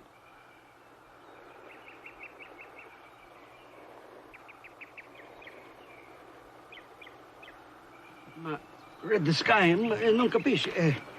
Come si dice? Red Sky, you misunderstand. You see, when I say you stay on the land, I mean you use the land. We use land, you see. There's nothing to worry about, you see. They're just going to use them, the land. So, well, see, they don't intend to use the land. They think you've given it to them. This is seed. We will plant seeds in land. Use land to grow food. Seeds, it's a seed. Semigran Turco is a corn seed. You know how to plant the corn? I plant. Not like a Giorgio Rossi. Giorgio Rossi is a farmer. You see these hands? These are handed, they handed a farmer. My father, he's a farmer before me, and before him, his father was a farmer. Come, everybody, you come. Giorgio Rossi gonna show you how to plant the corn. Come on, come on.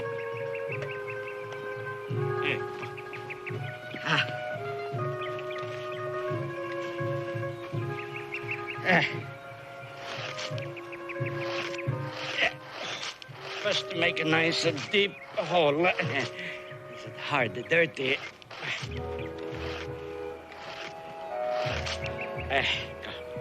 Then you push him in one seed. Not too deep, because you push him in too deep, it's no grow. Maybe it's a rock. It's too high, then it's a dry out, you know? And you make a little mound of dirt. And you push him in another one away, push him in another one, so on and so on and so on. You understand? You got a question? What question? Indians show white men how to plant corn long time ago. See, well, I forget. Please excuse me, but I have to go water the grapes. I see you later, my brother. Brother, sister. Bye. Bye.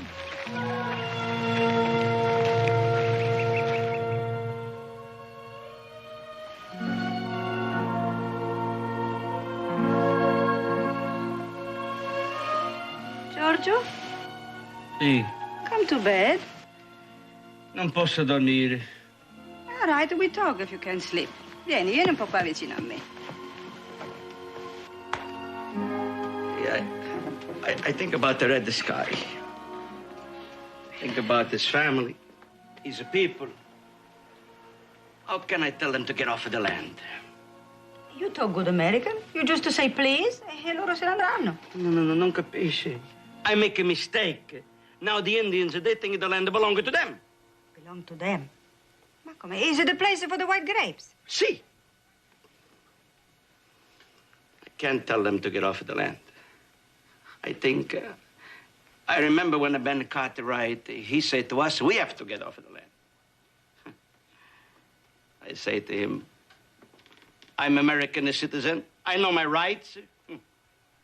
United States is a big country. There's a plenty of land for everybody. I got a right to stay here. Red the Sky is American citizen. He's American citizen even before me. Now, if it's a right for Giorgio Rossi, American citizen, why is it no right for Red the Sky, American citizen? Illogical, no? Oh, George. In the whole world, there's no one like you. See, Giorgio Rossi is stupido. No, you smart. Zitto. Look, Giorgio, this is a big country. There's lots of land, lots of other places. See, ma testa dura. Why I not think of this before? Ben Cartwright. He got lots of places. Dunque, non ci pensare più e vieni a dormire, vai, su. Vieni a dormire, caro, su.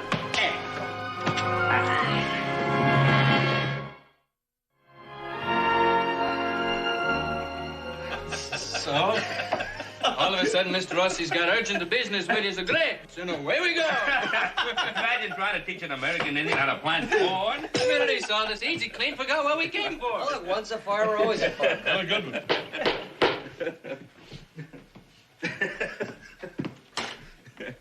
Howdy, Ben Cartwright. Hello, Joe. I bring you some wine. Oh, I bring you a message. Regina, she says, say hello. I say something funny? No. Boys, go on back to work. I want to talk to Giorgio. Nice to see you all again. How are you, Miss Rossi? Bye. Giorgio, you try to teach an Indian how to plant corn is like me trying to teach you how to plant grapes. Well, I make a little mistake. Yes, you did. You went up there to get Red Sky back to the reservation, and you wound up inviting him to stay. Well, it's no right to just go in and tell a man he must leave. I have to have time to think. And what did you think? I make a mistake, another mistake. I forget all about it. I bring you wine. Vino de Ponderosa I know offer you. E migliore di vino tutto il mondo. We'll have some Vino de Ponderosa a little later. I want to know what you have been thinking, Giorgio. Well, I think that the Indians, maybe they don't have to leave if they have some land of their own. But I only have a little bit of land. Giorgio. Even if I give them a little bit of my little piece, it's still not going to be enough. Giorgio, I want But you got the more land than you can account. You want me to give them some of my land? Benny, you've been thinking the same thing. I've been trying to tell you this and get this through your head. It isn't what you would like to see happen. It isn't what I would like to see happen. It's what the United States government says must happen. Now, they have signed a treaty with the Indians. The Indians live in some land given them by the government. This land is the reservation where they live, and they must live on that or there could be serious consequences. What kind of a treaty is it says that the people got to go someplace where they don't want to go? This treaty has become a law, and we must obey the law, Giorgio. You will admit to that? The law, he don't tell me what I got to do with my land. The man is hungry. You want me to say to him, I don't want you to be hungry over here. I want you to be hungry someplace else?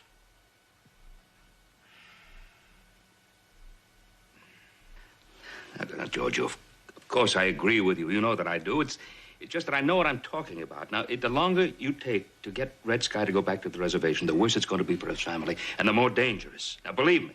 Now, if you don't want to talk to him, I'll be very glad to go up. No, why you got to talk? I can't talk for myself. I didn't say that you couldn't talk for No, yourself. I'm going to tell you something. Red Sky make me his brother. Nobody tell Giorgio Rossi his brother going to go, he's going to stay.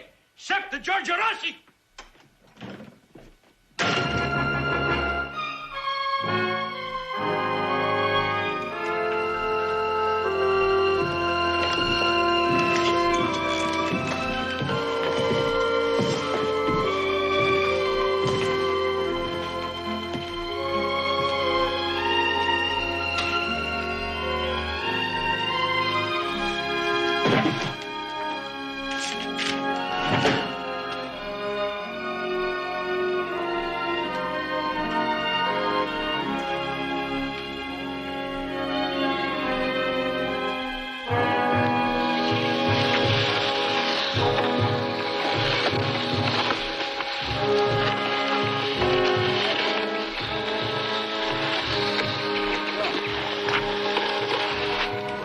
Petit pois.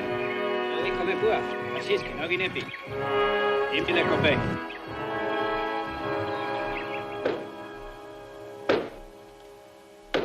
Now, where's the Lorenzo and the Regina? They're coming.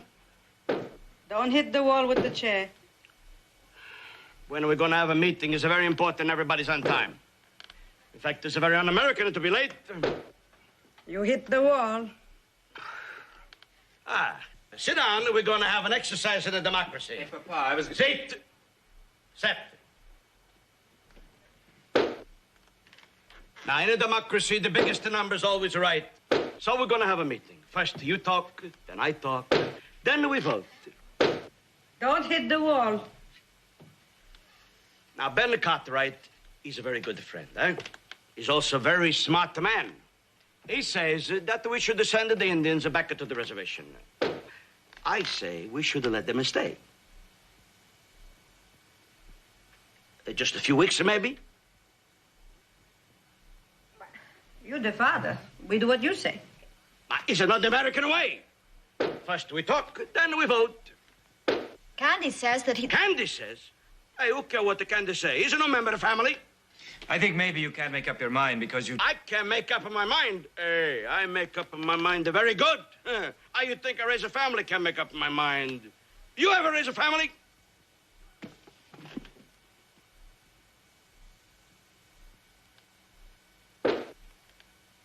All right, Regina, now you talk. You don't listen. Who don't listen? Hey, I listen very good. I just don't like to listen to what the Candy says. Number one, you're going to tell the Indians to go, no? See. Well, you put it off. So they think they can stay, no? See. Candy says that you shouldn't put it off. Again what the Candy says. How many times I tell you don't want to hear what the Candy says and no more? You want us to say what we think, but only if we think the way you do. You never let us finish talking. You stop Lorenzo, you stop me. Hey! You don't talk like that to your papa. No, let her talk. That's the American way. I just want to remember what she say. I don't want to hear no more about what the Candy says. And one more thing. You still not too big for me push you over my knee upside down? Oh, come on, please, Papa. Non incominciare, vai. No. I just don't like to hear her say her papa's a tyrant. Maybe you like this Candy too much, huh? Maybe you like to have him and take care of you, put a roof over your head, take care of you when you're sick. Non è cosa più! Regina! Vieni qua! Regina! Regina! Vieni qua!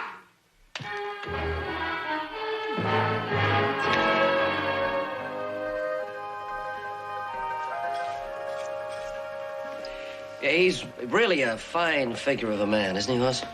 Yeah, he is. He's just rugged enough to keep from being pretty. Have your fun, boys.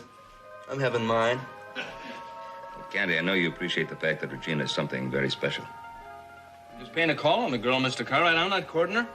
Oh, yeah, but that's just the way it starts out. And you get over there and you get to looking in them big brown eyes, and then the trap springs.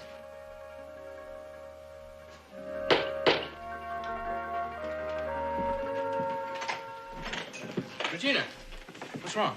Oh, everything is wrong. I don't live in that house anymore. He hates me. He hates you, too. Like I'm 5 years old, he treats me. Well, no more. La commedia finita. I won't go back. I won't.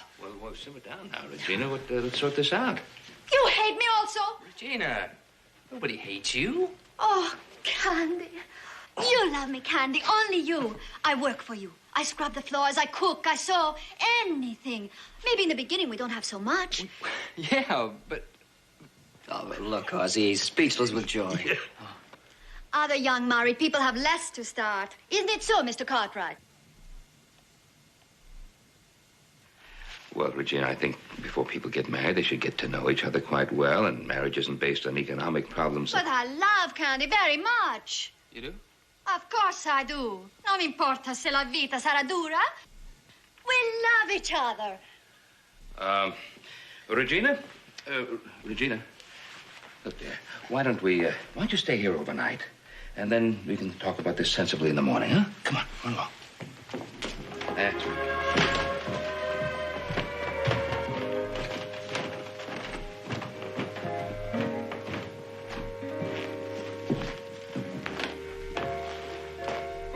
I must say, Hoss, that the boy has a lot more charm than we ever gave him credit for. Yeah, and all wasted. Very funny, very funny.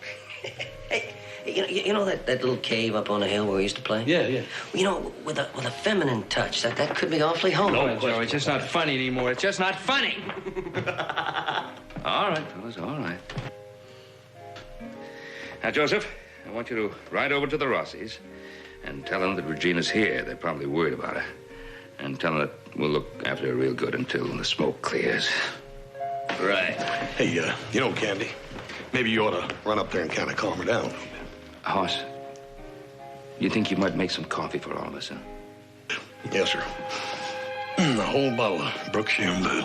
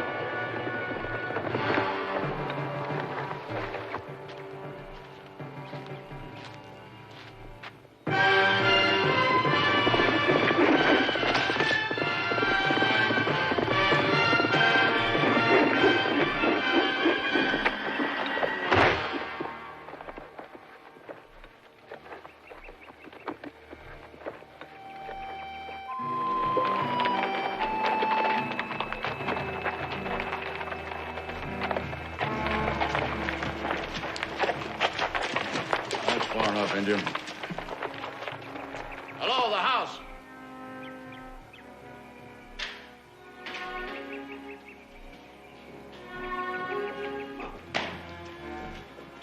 Why you do that? You always put Indian on a rope.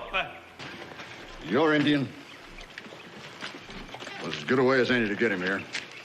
He's my Indian, see. He live on my land. But you still not tell me why you have to always tie Indian up with a rope. Don't think I could have got him here any other way. Alive. You see, I caught him killing one of my steers. Non è possible. I don't believe. Ask him. Is it true? Did you kill a steer? Hungry. Squall hungry. Oh, Dio mio, Maria. Sì, Giorgio. Nostri amici sono fame. Oh, poveretto. Diamogli qualche cosa a noi. Abbiamo tanta grazia di Dio. Adesso ci penso io, I've been through this, Mr. Rossi. Back in the Dakota Territory. Indians moved in. More Indians followed. They had to steal to eat. And that started the fighting. Bad fighting, Mr. Rossi. People were killed on both sides. I don't want that to happen here. We are kind of responsible, Mr. Sabin. We will pay for this deer if the Indian can have it. That's a good thought, son. Wait a minute. I'm the father. I make the bargains here, eh? How much do you want for your steer, Mr. Sabin? $25? $25. That's a fair price, Papa. I decided the fair price. I make the money, I spend the money. You spend your own money. I have no money. Ecco, questa è un sacco di farina di Gran Turco. Prendetela. Potrete farvi tanta polenta e levarvi tutta la fame. Ce n'è per voi e per tutta la vostra famiglia. Povera gente. Get your women down there. Take home that beef. Go.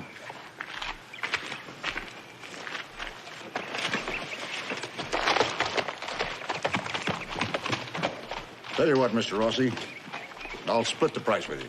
Split the price? What do you think? I'm a poor man? Huh? You think I can't afford Indians? Huh? Hey.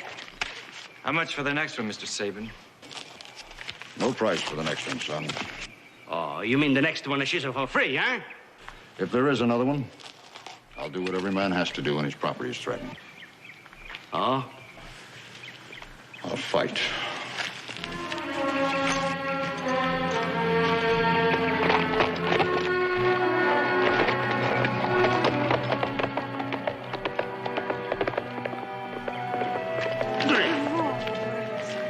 Max, ma perché è venuto qua con quelle minacce?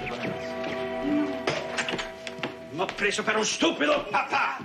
What's the matter? Mr. Sabin is right. Oh, Mr. Sabin is right. This time, yes. Now, can't you get it through your head? You are wrong.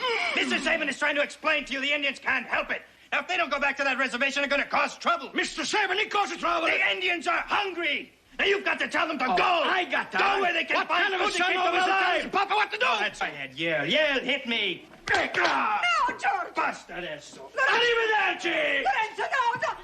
Oh, vergogna ti va! E sta a sentire tuo figlio qualche volta! Chiacchierone! La bocca! Mi sembra una pentola che bolle! E falla finita qualche volta!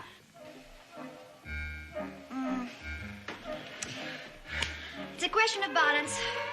Only women know these things. That chair belongs there, yes. No. Turn the table just a little. There, that's it. Now, you see? You see what a difference a woman's touch can make. Oh, we'll have a beautiful home, Candy.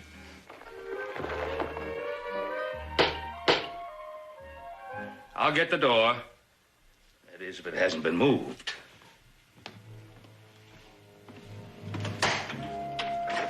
Mr. Cartwright, I have come to work for you. Lorenzo! Regina. It is good, Lorenzo. When Candy and I are married and we have a house, you can come and live with us. Yes?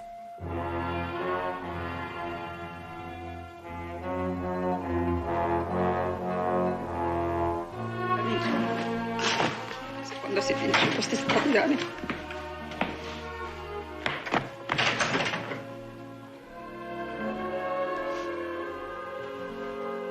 Marie, what are you doing with the clothes? What it looks like, don't you see? It's your children's clothes. Children who don't live here no more. You want them to go without clean clothes just because they don't live here no more? Huh? I teach my children to be clean, so I send them clean clothes. But they're gonna come back. Oh, yeah? When? Show me. Look out the window. You see them coming back? No, they don't coming back. Because their father sent my children away. I miei figlioli ha cacciato. Calma, per il tuo carattere. piano. Hai cercato, tu vuoi il parere degli altri. Tu credi, ma non è mica vero. Howdy. Mr. Rossi? Sì, Giorgio Rossi. My name is Sam Kettle. I'd like to talk to you. Mr. Kettle, please come in. May I present my wife, Mrs. Maria Rossi, and Mr. Sam Kettle. How do you, Mr. Kettle? Mrs. Rossi? Mr. Kettle, what I can do for you? You like to buy some wine? No. I'm here about Indians. Indians? Yes. I'm the government land manager and Indian agent, and I've just learned that you have Indians on your land. See, I have Indians on my land. Did you give them the land? No, I don't give them. I just let them stay. That's good. You see, the government has a treaty with these Indians, and they're not supposed to leave their reservation. But they will leave it if anybody gives them property outside of the reservation. I'm sick and tired, Mr. Kettle. Everybody's telling me what to do with my land. The Indians, they have the right to stay on the land, and now you leave. Mr. Rossi, it's the law. I didn't make the law, but it's part of my job to enforce it. It's a bad law. Change him. Mr. Rossi, the federal troops will move in and take them off unless you send them back. Mr. Kettle, the Indians are going to stay on the land. Goodbye.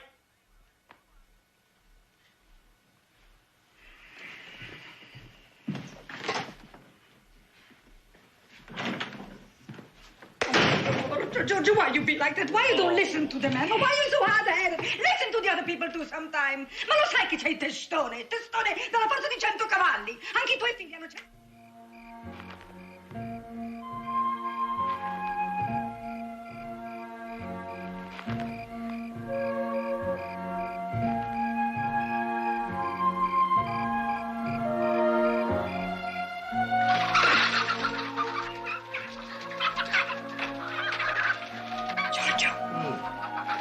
Senti quel rumore? C'è qualcuno nel pollaio. Presto, presto. Senti che fracasso. Ehi, là! Vieni dal mio pollaio. Brutto ladro, ma come ti permetti di rubarmi le galline, eh? Ma che è Così successo? le scoppettate, ti figlio, sai. Che succede? Look, you Indians. One of you Indians, she's stealing my chicken. So what's the one chicken? One chicken?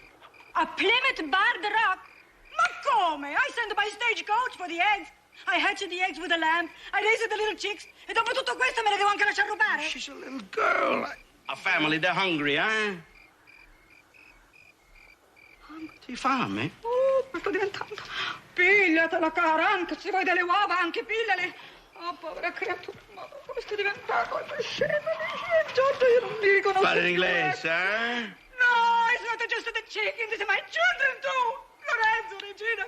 Thank God I can live like this. E why? What, you? Tu sei la colpa. Mia? Sei tua. Tutta tua. Perché sempre Perché mia? ti arrabbi sempre, urli così. Perché è colpa mia? Non può mai dire una parola su. Ma perché non hanno rispetto? Io non ne posso più vivere così. Colpa sempre tua.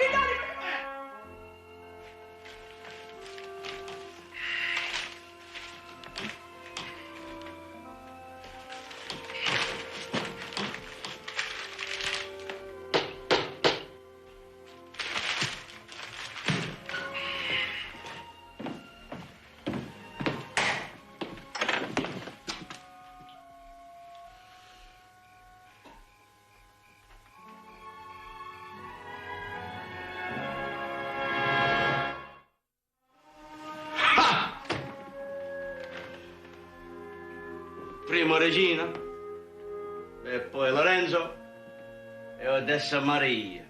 Ma hanno piantato. E bravi.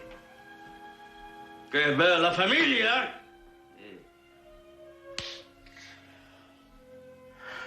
Sorry, Giorgio, you speak English, eh?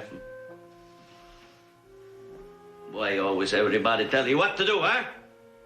How, so you want to tell me what to do? I decide what to do about the Indians, huh? I decide what's right and wrong.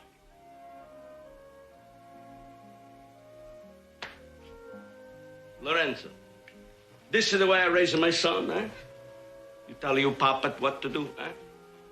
You talk back to your papa. Regina, you beautiful girl. Why you always have to tell me, can they say this, can they say that? Don't you know your papa love you?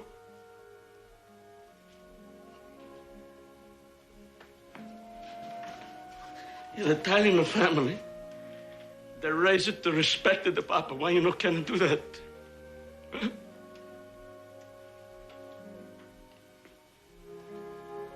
But he ain't a good husband, huh? Then I build you a beautiful house. What I do wrong? Don't I buy you food? Don't I make it nicer? What I gotta do?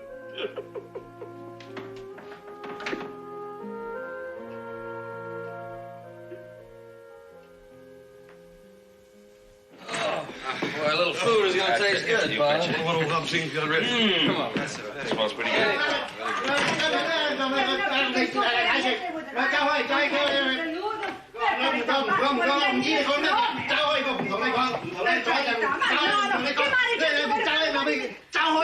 Mr. Cadillac, today I make a chicken with a lice, just like you like that. One at a time. Hold it. Per carità, this man isn't a cook. Ma what does he know about the chicken alla cacciatora? Or how to make a nice spaghetti with un buon sugo alla bolognese? Ma per carità. And then, the kitchen is no place for a man. But It's a Mr. woman's Cadillac, place. she come into my kitchen. She tastes that this is no good. She tastes that is no good. All the time come into my kitchen. I quit. I quit. Ma sì. Lo mandi pure a lavare le camicie, a stirare i colletti. Alla cucina ci penso io. Vedrà che bei pranzetti li farò. Alla cucina ci penso io. Vedrà che bei pranzetti li preparerò. Oh, what? Looks like you got a little bit of a diplomatic problem on your hands, don't it? I sure hope the plan I have in mind works out. If it does, this will work out, too. Yeah, well, in the meantime, what do we eat? Sweet and sour pizza.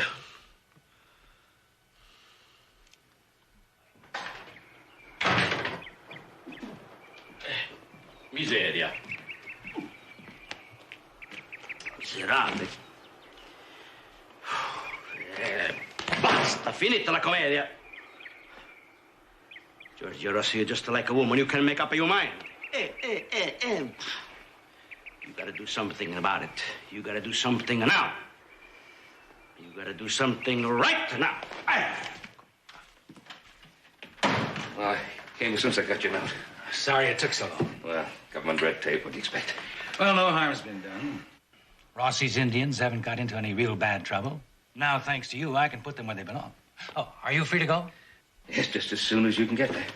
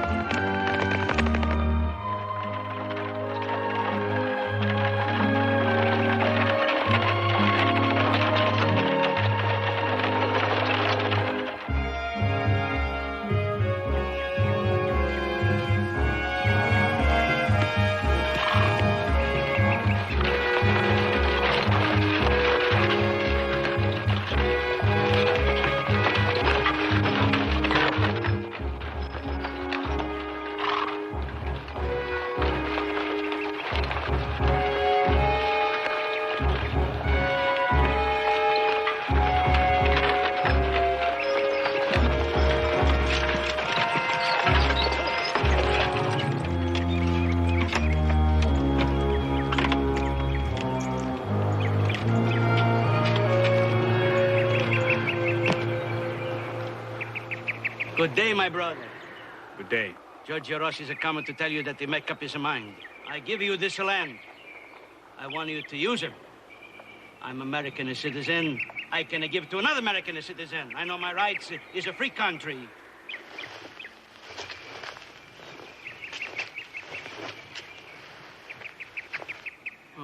What is going on here? Remove. Go to our son. Why? I bring you food. You don't have to steal it no more. And when you eat them up, you let me know I bring you more. But I want you to stay on the land. I help you. I help you plant grapes even if you want. I help you plant more corn. Please, you stay. Land, not much good for corn.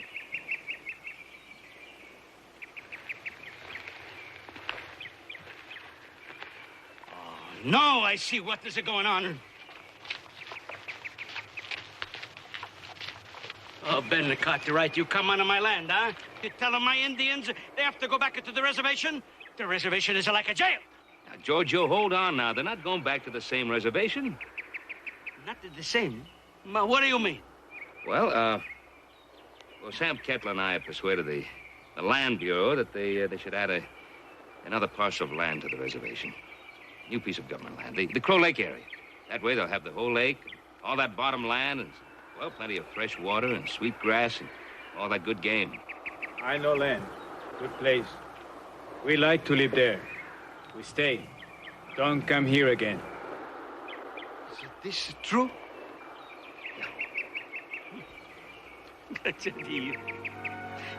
God bless you. But take the food, the red sky.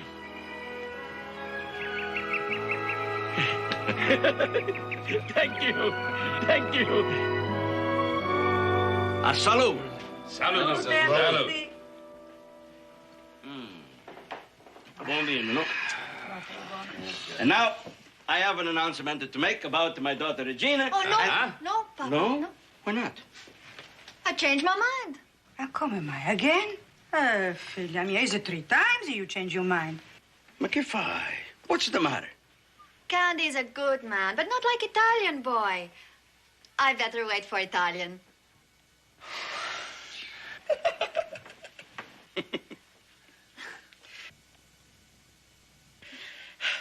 Now, I want to thank my friend Ben Cartwright for what he do for my Indians. And what he do for me. Giorgio Rossi always get in a fix, and Ben Cartwright, he get him out. So I want to tell you, from now on, Giorgio Rossi is a changer man. No more fix. For this, I drink to myself. Well, in that case, I would like to say something. I would like to drink to Giorgio Rossi. But Giorgio Rossi must remain always as he is. Here, here. Chicken cacciatore. Molto buono. Molto buono. But, you know, look, Italy.